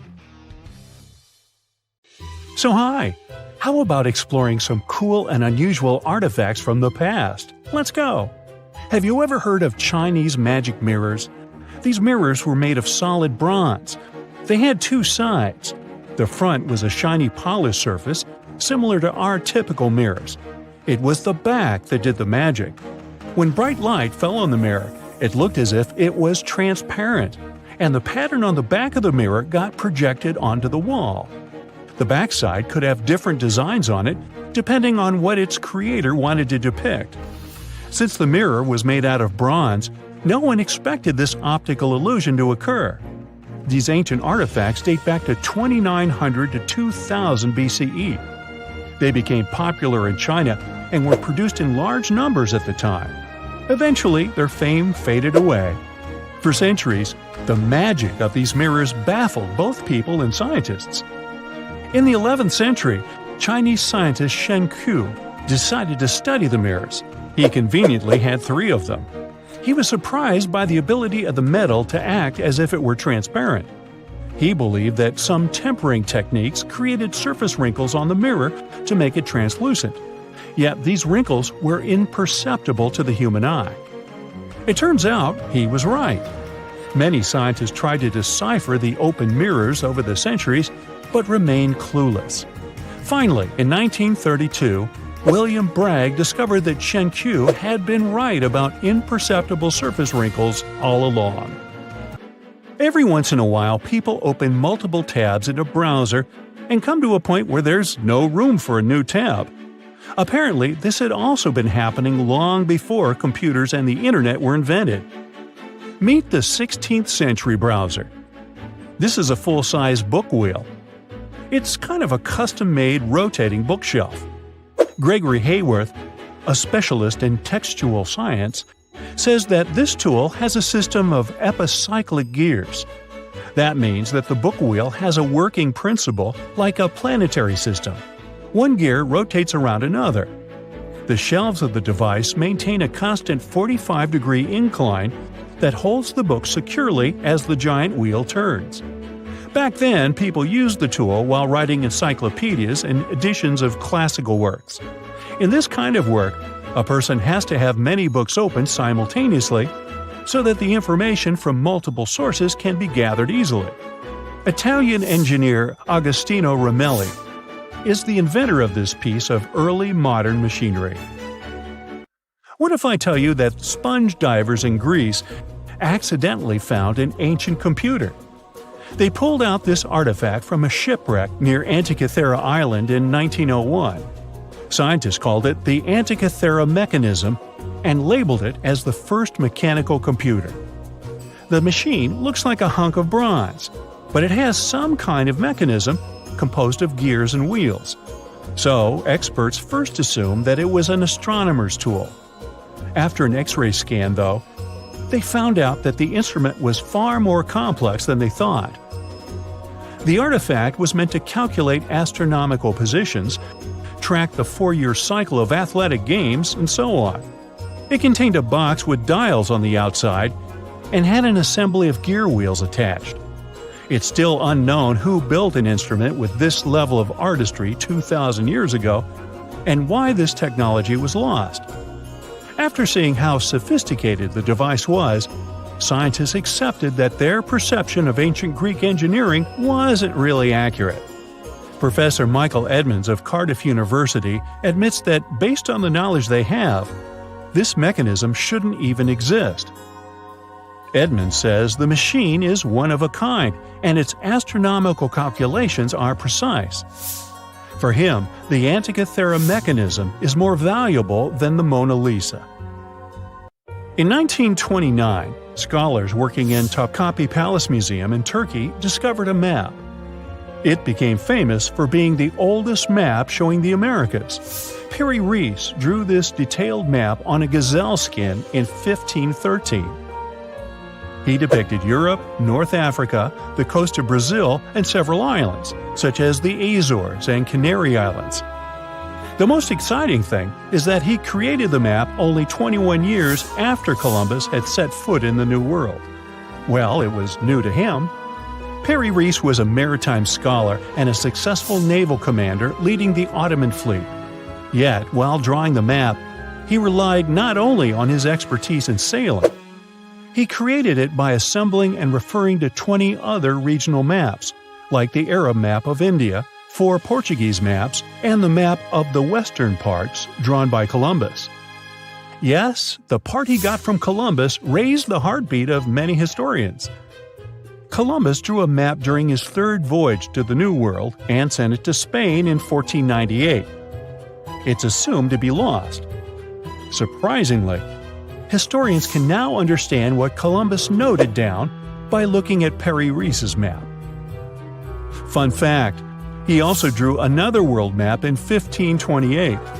Even though only about 1/6 of this map has survived, it's clear that it described the northwestern part of the Atlantic, the region from Venezuela to Newfoundland, and the southern tip of Greenland. The map also showed Antarctica centuries before its discovery. Historians had to rethink the chronology of history after getting this crazy information. Perry Rees described Antarctica's topography without ice in great detail. In the 1930s, workers found dozens of stone spheres in Costa Rica. Locally, they're known as bolas de piedra, literally stone balls. They were made by a civilization lost in time. What's interesting about these balls is their shape. They are perfectly spherical. How ancient people could make such precise shapes is a mystery. The spheres are of different sizes. Imagine a small one, like a tennis ball. Then put another one next to it, 7 feet in diameter. The largest spheres weighed 16 tons. Archaeologists are sure that these balls are human-made. Yet their purpose remains unclear. Some archaeologists claim that the spheres could represent the solar system or could be inspired by various stages of the sun and the moon. Others say that the stone's placement refers to the houses of chiefs. Most of the stone spheres were sculpted from granodiorite. It's a hard rock similar to granite. Experts believe that ancient people used smaller rocks from the same material as tools to shape these spheres. They also think that sculptors probably heated portions of the stones and then cooled them rapidly. This could have helped them to remove the outer layers of rock. Our next one is an ancient battery set found in Iraq in 1936. The set consists of a ceramic pot, a copper cylinder, and an iron rod. At the top, the iron rod is isolated from the copper by asphalt, and both the rod and cylinder fit inside the mouth of the jar. The copper cylinder isn't watertight.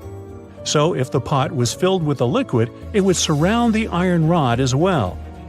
Archaeologists focus more on the oxidized iron rod because the vessel just needed to be filled with an acid or alkaline substance to produce an electric charge. After examining this bizarre artifact, an Austrian archaeologist hypothesized that the instrument made use of chemical reactions to generate electrical energy. That's why they likened the instrument to a battery. An ancient civilization might have used it for some kind of electrotherapy. Yet there isn't any electroplated object known from this period. So Koenig's hypothesis was rejected by many archaeologists, but nobody has proven him wrong either. The origin and purpose of the vessel remain unclear to this day. So, want to see the world's oldest art studio? In 2011, archaeologists found 100,000-year-old shells in a South African cave. Those shells were used for paint making. A coating of bright red powder on the inside of a pair of shells is the proof. Archaeologists say they found a complete kit used to produce a pigmented mixture.